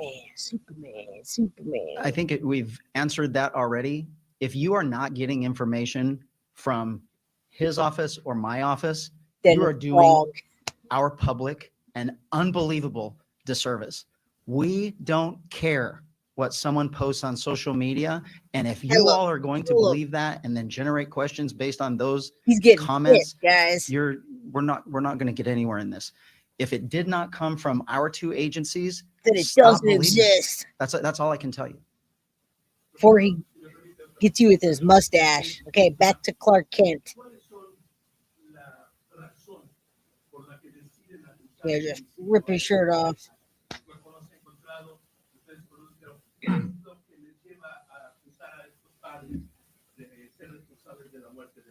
Son responsables de la muerte de su bebé por la evidencia que ya tenemos. Y es cierto que no tenemos el cuerpo del bebé, pero tenemos bastante evidencia y nosotros estamos convencidos que fueron responsables del homicidio de su hijo. All right, going forward, where am I? Did you have another question? Go ahead. This is for Sheriff Chad Bianco. When you guys were on the 60 freeway in the Badlands area searching, we did notice that Jake was out there with the sheriff's department. Was Jake trying to cooperate at any time with the sheriff during that search? So we've answered that question, sir. That was Shannon, Sheriff Dicus that answered that question of why they were out there. He said that there was some level of cooperation with the defendants, and that's all we can say. Yep, that's all we can say. Yes, ma'am. Do you feel, because So they're avoiding the question about the Perkins law, about the informant. They're avoiding the question. But if someone were to have asked correctly, he might have said yes or no. There's no way that Jake Haro was out there in that field on the side of the road with all of the people that he had if he didn't say anything or give them a lead as to where. All right. How did that transpire? I'm not sure, but I'll play the clip after that. Absolutely debunks the fact that he didn't say anything to anybody, and Brian Enton stands on his reporting. So we'll listen to that. It's just a minute clip after that. You guys, I'm glad to make you guys laugh in such a rough time. And you're very welcome, Mary. Appreciate being here. Thank you guys for being here with me. baby was 7 months approximately when he died, born in December 2024. Do Thank you, feel Mr. that Bot. there are people that let this baby down?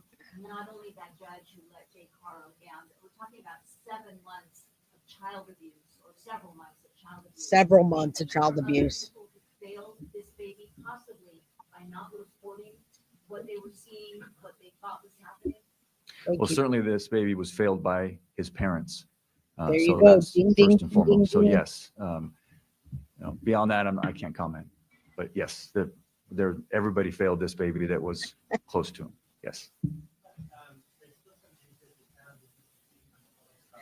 Well, listen, guys, that's what Jake Haro is going to get when he gets into prison, okay? They're going to tell this guy, you sure do have a party mouth.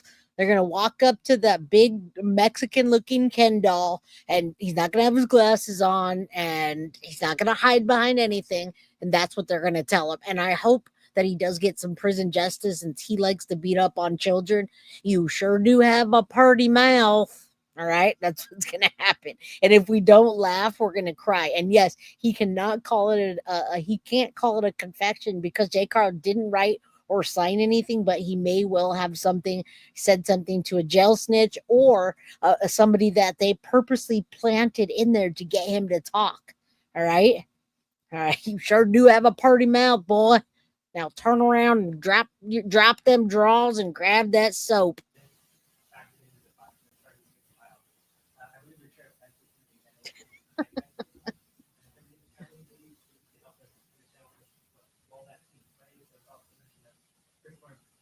You're welcome. Yeah. He does. He looks So like I can't comment on the evidence in this case, but what I can tell you is that modern homicide investigations are very tech heavy. And we have two very modern, cutting edge sheriff's departments in Riverside County and in San Bernardino County. And so, yes, what you mentioned was the high tech crimes unit of the San Bernardino DA's office, their Bureau of Investigation. They assisted. And beyond that, I can't say what they found. That can't get into the evidence. But yeah, this case is going to be built on, like almost all homicide cases now, electronic, digital evidence. It all comes into play. Go ahead. It's her finger, son. Attention for baby Emmanuel since he was born the day he was missing. I can't comment on that. Sorry. Yes, ma'am. What's next? What's next is, first and foremost, the investigation will continue, and it's led by the San Bernardino Sheriff's Department, and then also Riverside County Sheriff's Department assisting, and then the prosecution will begin. We've filed the case. The case will begin to work its way through the criminal justice system here in Riverside County. September 4th, y'all. Other folks. Yes, we're coming to the end here, I think. Go ahead.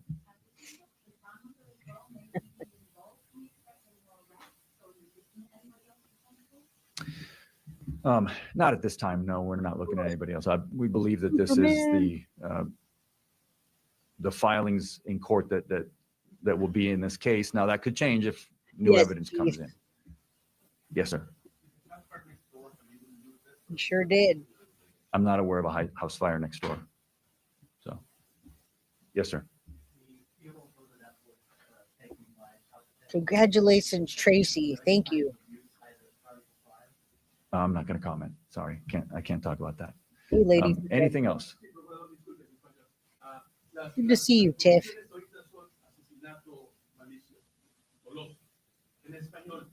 Thank you.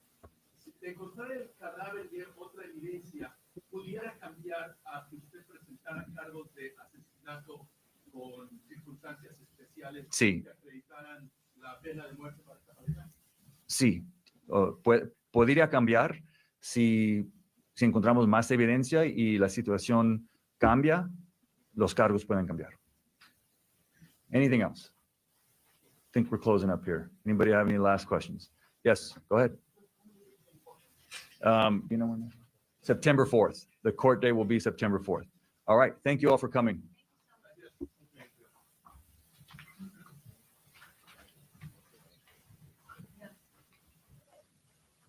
All right, that wraps that up, but I want to show you the clip. I don't know if, let's see if you're still here.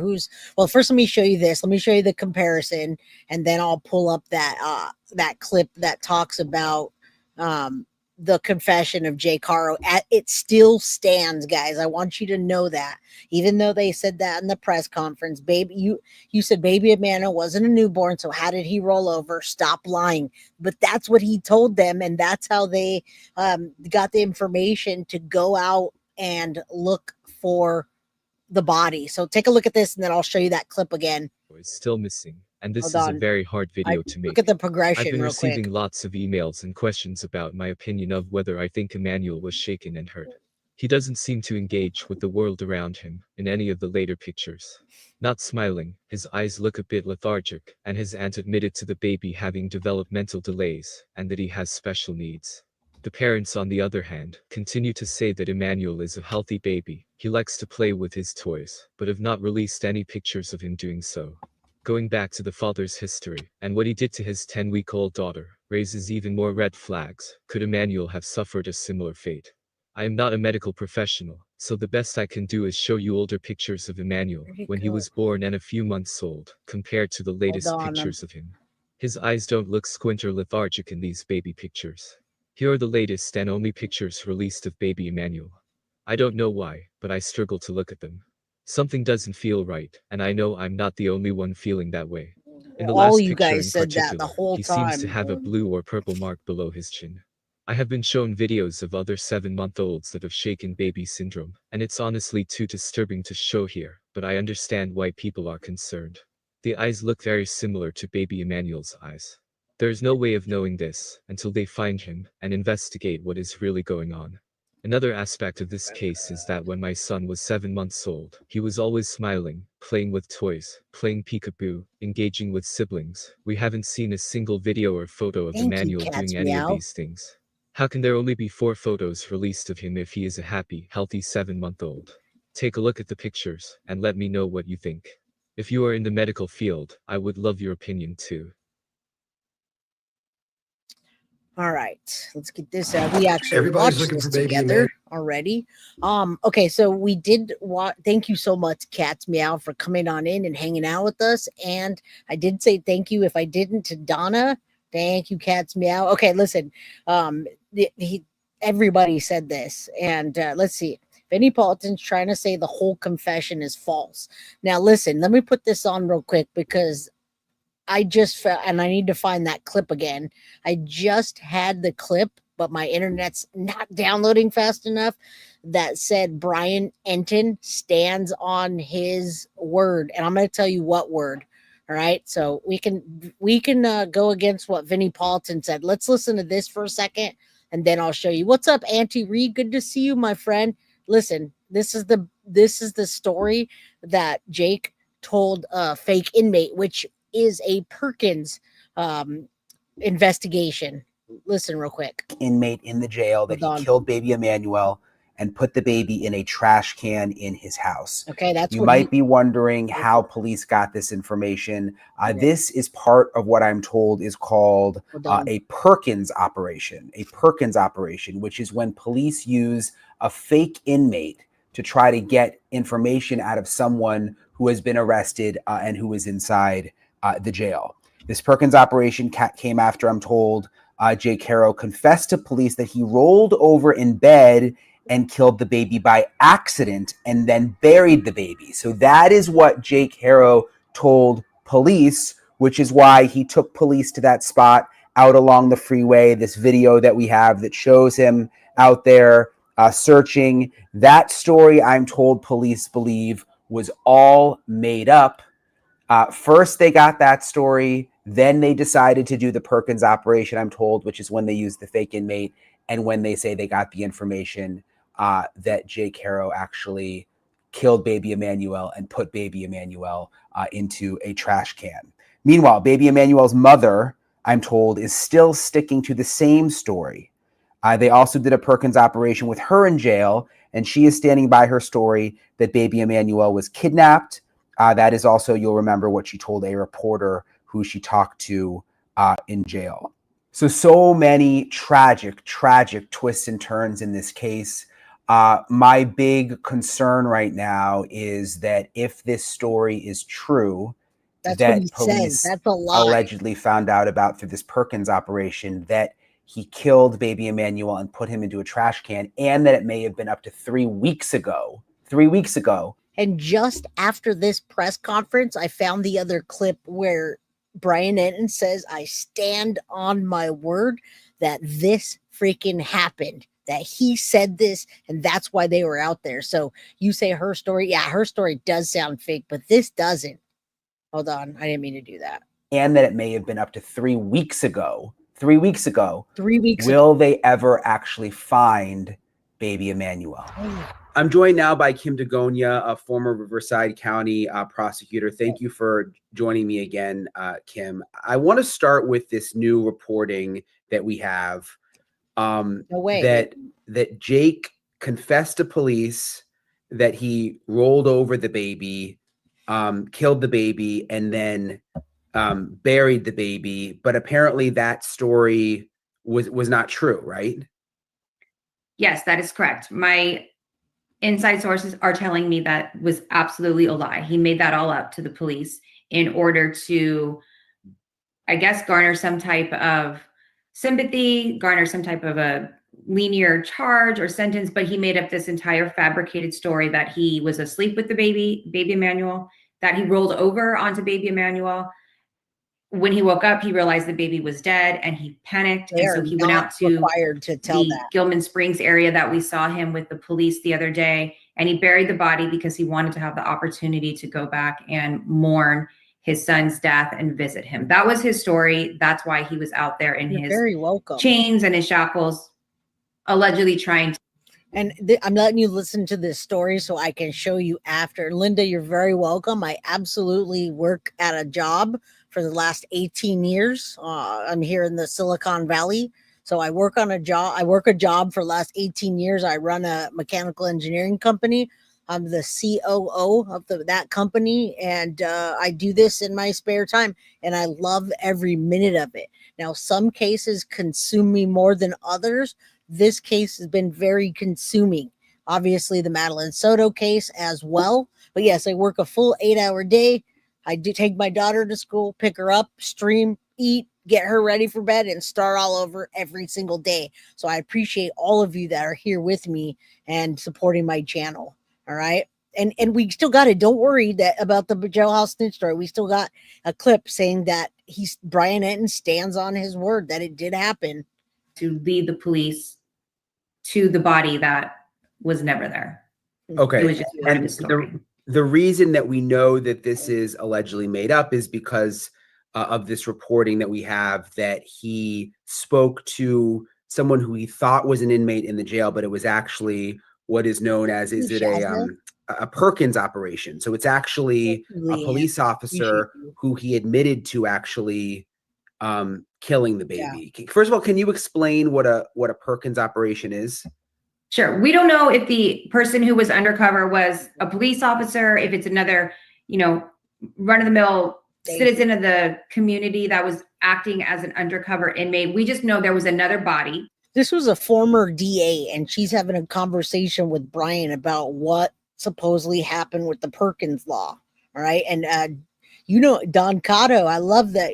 I love you being in chat. Please come back. Riverside County has been using Perkins Operation Illinois versus Perkins for over 30 years. And California has been as well. She's a prosecutor. I think she's a former DA. I'm not sure, but thank you, Mr. Bot. I missed that in the very beginning. Thank you, Cat's Meow, for the $2.99 super sticker. I will use that to buy me caffeine so I can continue working and streaming. Lots of caffeine. In the jail cell, pretending to be an inmate in the same inmate clothes as Jake Haro, shackled in the same manner in which Jake Haro is. And they begin to ask questions while being recorded to Jake specifically about the charges and why he's in there, in hopes that he will admit whatever really happened to baby Emmanuel to these fake inmates in custody. And it's called a Perkins operation. These types of investigative tools have been just for you, net detective. So listen, press conference came out. Vinnie Politan hopped on it when the press conference was still rolling, and he said confession not true. Well, after Vinnie Politan said confession not true, just minutes after he said that, breaking news, father admitted to killing Emmanuel Haro, and they stand on their word. I'm going to show you. I'm going to stop this real quick, and I'm going to show you because I've been waiting to show you that, in my opinion, Vinnie Politan's wrong, and this came out after Vinnie Politan said it was not true. Here we go. Check this out. More breaking news. This is on that baby Emmanuel story out in California from our News Nation senior national correspondent, Brian Enton. Okay. So Brian is now reporting that the father of Emmanuel, the 7-month-old, the parents are accused of the murder, that the father has confessed to killing the child and putting his body in a trash can. Brian. So listen, right after the press conference and Vinnie Politan, this clip came out saying that's not true. That it is in fact correct, but context is king, guys. Reported that. Now, there's some pushback, and we understand it, to Brian's reporting from local DA, but Brian tells us now he stands by his reporting and his sources that the father of Emmanuel Haro has confessed to the killing of the child and putting the body into a trash can in their home. Jake Haro, there's baby Emmanuel now. So this is information just coming into Brian. We'll sort through it and give you some more background later. But it's a story, obviously, that we've been following closely for some time. We talked about both of the parents being held on $1 million bail each out in California on yesterday's program. But now Brian reports that Jake Haro, the father, has confessed to the killing. More on that as it breaks. Thank you for watching. So listen, they went back and forth to Brian, and they said, hey, what do you think about that? The press conference says your reporting is bogus, and that didn't happen. And he said, no such thing. It did happen, and I'll tell you why. Been going on for decades in agencies and district attorneys' offices across California. It's a very standard and typical investigative tool that you see the sheriff's department use in many different cities and counties across California. Is it controversial at all doing that? Yeah, it's been very controversial. I think Orange County District Attorney's Office was at the center of a lot of the controversy a few years ago. From that came a much tighter rein on how these are conducted. You know, the Riverside District Attorney's Office, from my understanding and my experience, has gone to great lengths along with the Sheriff's Department to make sure that they are following and articulating the legal analysis and following the law as they conduct these operations. It's very. And thank you, Justice, for Alyssa, for coming over and checking out Guilty of Crime. That is all we do on this channel is true crime. Nothing else belongs here, so I appreciate that. All right, let's continue so you guys can hear what happened, or maybe it didn't, but I think that this happened, and I think that law enforcement was not ready to talk about the Perkins and what they are doing behind the scenes because they don't want people to know that. And maybe it got leaked and it shouldn't have been reported.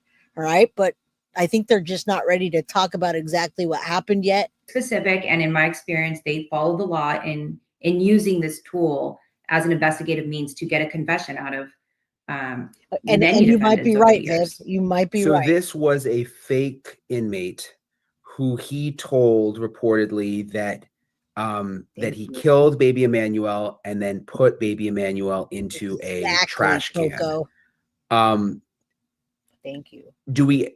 I'm just thinking about waste management and all the trash cans and the landfill. I mean, it sounds like this could be very difficult in terms of finding his remains. I know. We just went over that, Viv. That's the sad part of all of this. That is correct. He did confess to these, we will call them fake inmates, that he did kill baby Emmanuel and that he threw him in the trash can at his home approximately a week before Rebecca Haro even stated that the baby was missing. So baby Emmanuel's been missing for quite some time. Yes. And as a result, Waste Management, from my understanding, has told the sheriff's department it would be nearly impossible to determine which waste management truck took the trash, which bin it was in, and which landfill this particular trash can would have gone to, making it almost impossible that we will ever find baby Emmanuel's body. That's awful to think about. Thank you. It really is. Terrible. It really is. So this Perkins operation with the fake inmate happened. Did that happen after, I'm assuming, the after he lied to lied and said that he buried the body? Yes. Okay. So that was really just a wild goose chase out there. It was 100% a wild goose chase, from my understanding. Well, that's got. Yeah, I agree. Auntie Ree, I absolutely think that this completely took place because of the great detail and them doing the search, but context is king, and potato, tomato, something is going on with a confession and not being signed. Somehow I believe this happened, but it might not be in the way that it was said, but it came out somewhere. Somehow this happened. But like I said, we just heard after the presser, we heard that it did happen. So we just want to look out for it. Maybe it did happen. Maybe Vinny said it didn't. Maybe the presser, but I'm just rebuttaling what they said, and we'll find out as it goes. Something transpired and somebody got that information somehow, and they're looking in a specific place even right now. Got to be frustrating for law enforcement. Oh, for sure. And it goes to show you Jake Haro's mental status, right? The level that he will go to not only kill an infant, but the great lengths he will go to cover it up and create this fabricated lie. Such a fabricated lie that he allowed investigators to participate in something that's not ordinarily done, which is basically taking a field trip out to a fake crime scene. I mean, he created all of that in his mind, knowing it was a lie, knowing it was fake, and lived out the entire lie for the next 24 hours with law enforcement. That's pretty. Yeah, well, I just want you guys to hear what's happening, and we'll definitely catch up with how it came out, who it came out. They never even used the word Perkins, but Brian Enton is. And thank you so much. What I want to make sure I say it right. Justice for Alyssa for the $20 super sticker. I do appreciate you so much. Intense. Yeah, it just the level that you're dealing with. I'm thinking back to his story. He said that he was mourning his son, so he buried him. Right. Like, how does that make any sense? Right. He claims that from what I understand, he buried the body close to his home so that he could go back and visit, almost like a gravesite, because he never planned on telling anybody the baby was dead. But that was all made up. Yes. Okay. And then we've also reported that Rebecca Haro, that there was also a Perkins operation with her. So a fake female prisoner, and that she has been sticking to her original story, which is similar to what she said to the reporter for the newspaper who got through to her, that, that there was essentially this kidnapping and that they don't know what happened. It's kind of interesting that they lock her up forever. She's sticking to the original story, and it sounds like he's, not. Right. That's my understanding. She is sticking to this story that somebody stole her baby and she wants him to be brought home. What do you make of that she's still sticking to the story? I don't know. I was not there to watch the Perkins operation or to watch any of her interviews, but my best guess would be there's probably something mentally off with Rebecca Haro. I wouldn't be surprised if in the future months we see. I actually referenced that, Viv, about the Costco worker, because there's so many little details. The devil's in the details. And I did see that, talking about Costco, seeing August 10th supposedly was the last time they saw baby Emmanuel. So thank you. I appreciate you guys in comment, setting the story straight, giving the different perspectives to it. I do appreciate you guys so much. Yeah, they did state that also, and they said they saw baby Emmanuel on the 10th, which is like 9 days before, right? 7 days before. Was it there was a 14th. It was 4 days before, but it wasn't. See, that's the thing, is it keeps going back and forth. And so I'm only putting in here what I can. I only put what I can see in concrete and then go from there. I don't want rumors on my channel, but yes, I did hear about that, and I just don't have a confirmation. Some type of mental health diversion paperwork being filed on her, domestic violence assertions that Jake inflicted upon her. I don't think we're done with hearing the backstory behind Rebecca. was on the Tiro I don't. that I said think that. there's more to come. Do you think she's trying to cover for him? Cameras, guys. I'm not sure at this point if it's trying to cover for him or if it's a cycle of abuse where she's afraid. I don't know if there's maybe some cognitive lower intelligence that she's, just repeating what she's been told. But like I said, again, I don't think we're done hearing the backstory to Rebecca. I think there's more there. Yeah. With these Perkins operations, since you have been a part of many before in your past, do they record them, or how do they work? Like, how do they go down? How do they find the people? I'm sort of fascinated by it. I'd never heard of it before. How do they find the people to do this? Do they record them? Like, kind of walk me through the whole process. See, I want you guys to listen to this real quick, and then we could move on, because this gives you a good idea of what the heck we're talking about when you hear Perkins, Perkins, Perkins. California uses Perkins, and there have been a lot more cases in California, which I'm in California. So hopefully at some point I can go out there and I'm not going to do on the Tiro, right? Because he's just 10 times better and has experience, but I would like to go out on the scene in California. And these are really good. This is really good information, whether that happened exactly the way they say or not. It gives you a good idea of how California handles it and what they mean by a fake inmate. And when you say I've been part of them, I don't actually go to the jail and watch them. There's a DA designated for that. That's his sole job. And it's in order, again, to protect the privacy and to make sure that the standard legal procedures are being followed. So there is one deputy district attorney designated to that unit, which is a great thing that the Riverside DA's office has done to preserve the integrity of this type of investigation. So what happens is that particular assigned DA goes to the jail, watches the entire interaction go on between the inmates, the fake inmates, the actual defendant, and the actual detectives. It's being recorded the entire time. There's cameras in the jail cell. There's cameras on the what we're calling fake inmates. And it's all above board. Everybody can listen to it later on, watch it, see it. There's nothing hidden once it's done. It's turned over to defense. Now, here's the thing, guys. If that really did happen, we're going to find out that that happened, because she just said it. They document it. They use that as evidence. So they put that person, whoever that person is, whether it's law enforcement that looks like, scruffy undercover. I don't think that it's some inmate that's just, some mathematician guy that they use, because they're not credible. I think they have somebody credible. They document it. So we're going to see if it's documented and how that played out. BS story, guys. That baby Emmanuel was not, days old where you would roll over him and that would be it. That's just bogus. Already the story's bogus.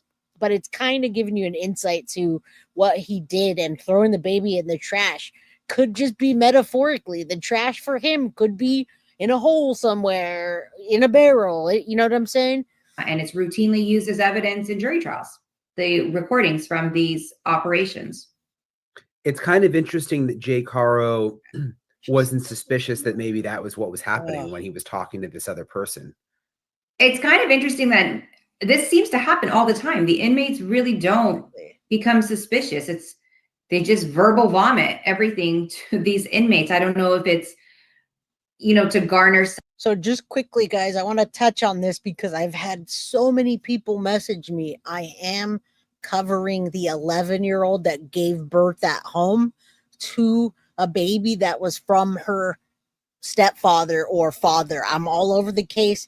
Tiff is helping me with that. We've already got information put together. So I will be covering the 11-year-old that gave birth at home to her father's baby. It's on my radar and I'm already doing the research. The stepdad, we're ready to go on that case. So I appreciate the emails and everything, but I'm going to cover it. I'm already on it. Some type of strategy in custody Stepdad. to be part of, the violent members so that they're not attacked. I don't know if it's a preservation reason why they disclose, but it's shocking to me the amount of times there's disclosures and admissions made to other inmates in this setting. Especially when it comes to killing a baby. You took the words out of my mouth. Yeah, because I mean, in the that. past when I've done stories, if you like hurt a child or you're a sex offender, I mean, it doesn't seem like the other inmates normally take to that. Right.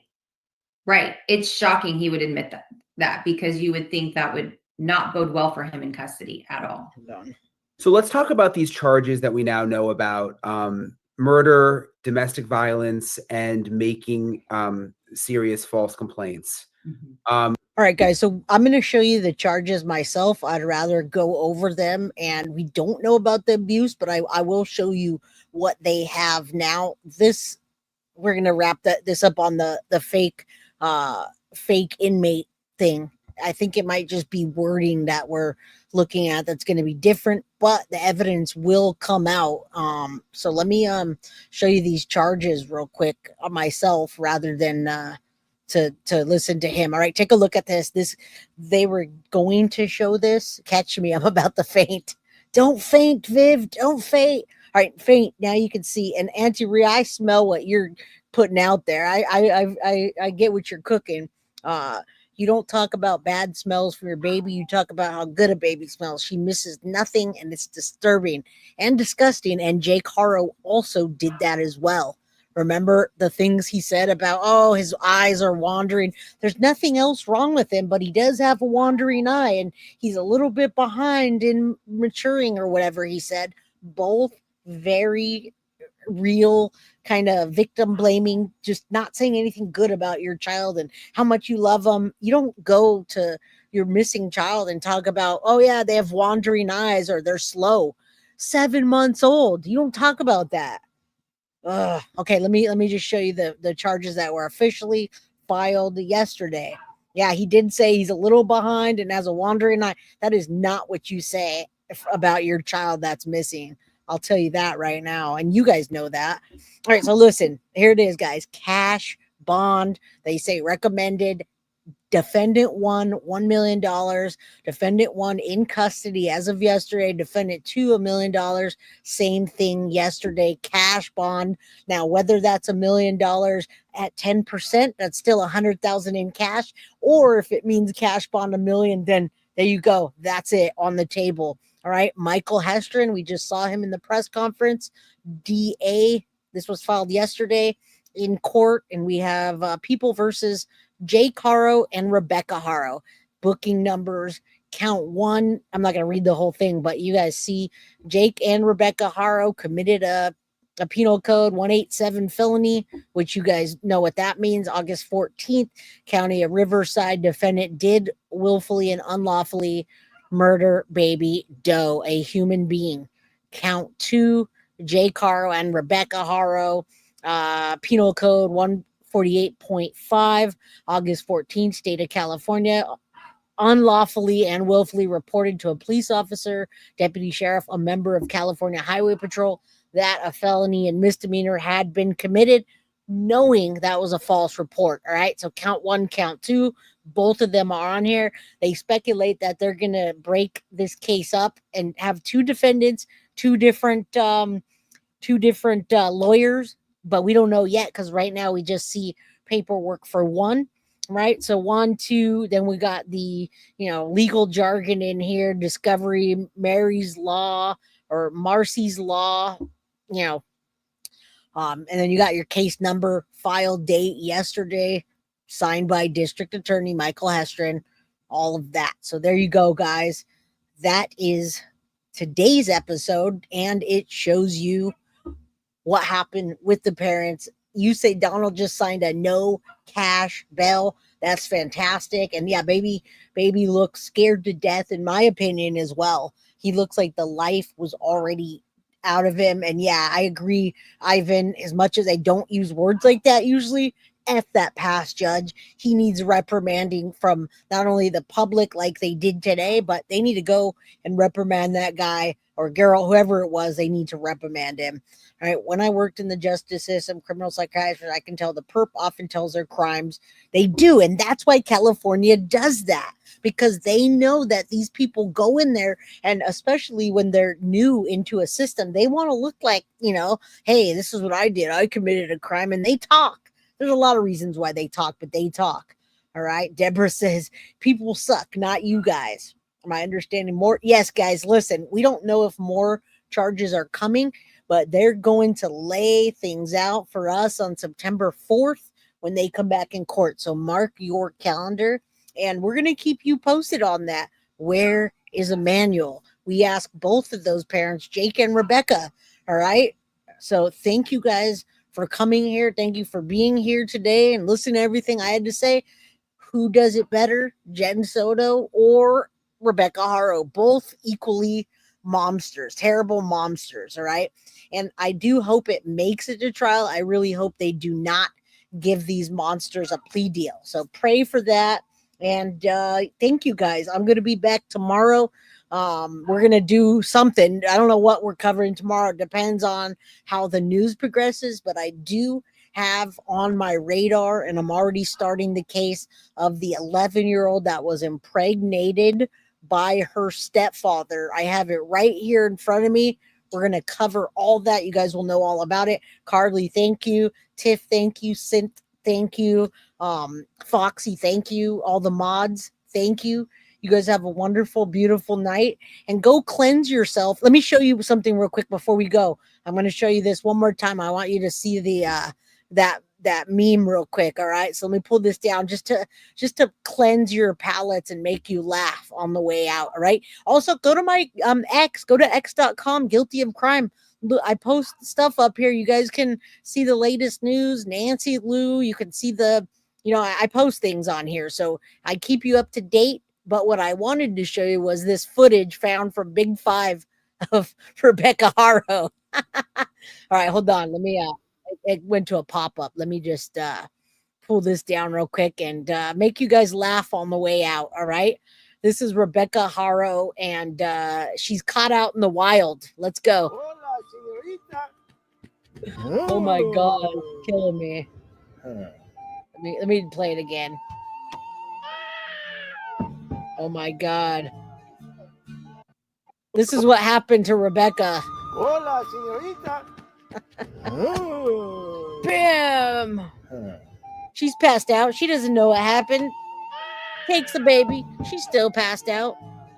Minutes later, she wakes up. Baby's gone. All right, guys, go get yourself a laugh. Everybody, go check out something. Go look up Rebecca Haro meme and laugh for yourself. All right. I love you guys. I'll see you tomorrow, 4 p.m. Pacific Standard Time, 7 p.m. Eastern. Thank you, Viv, Mr. Bot, Cheekies, 816, more, Linda, Sweet, Shonda, all you guys. Love you. See you tomorrow. Go get a laugh. All right. You sure do have a purty mouth, though. Go tell somebody they have a purty mouth. Just don't get yourself in trouble. And if you do, don't blame it on me. Love you guys. Have a good night. Peace. Guilty of crime. I want to thank you for watching. If you enjoyed my content, please share this video, like, and subscribe. You can also follow me over at Facebook, Instagram, TikTok, X, or Gmail. If you'd like to donate to my channel, you can use Cash App or Venmo or PayPal. Thank you very much in advance. Guilty of crime. Are you guilty?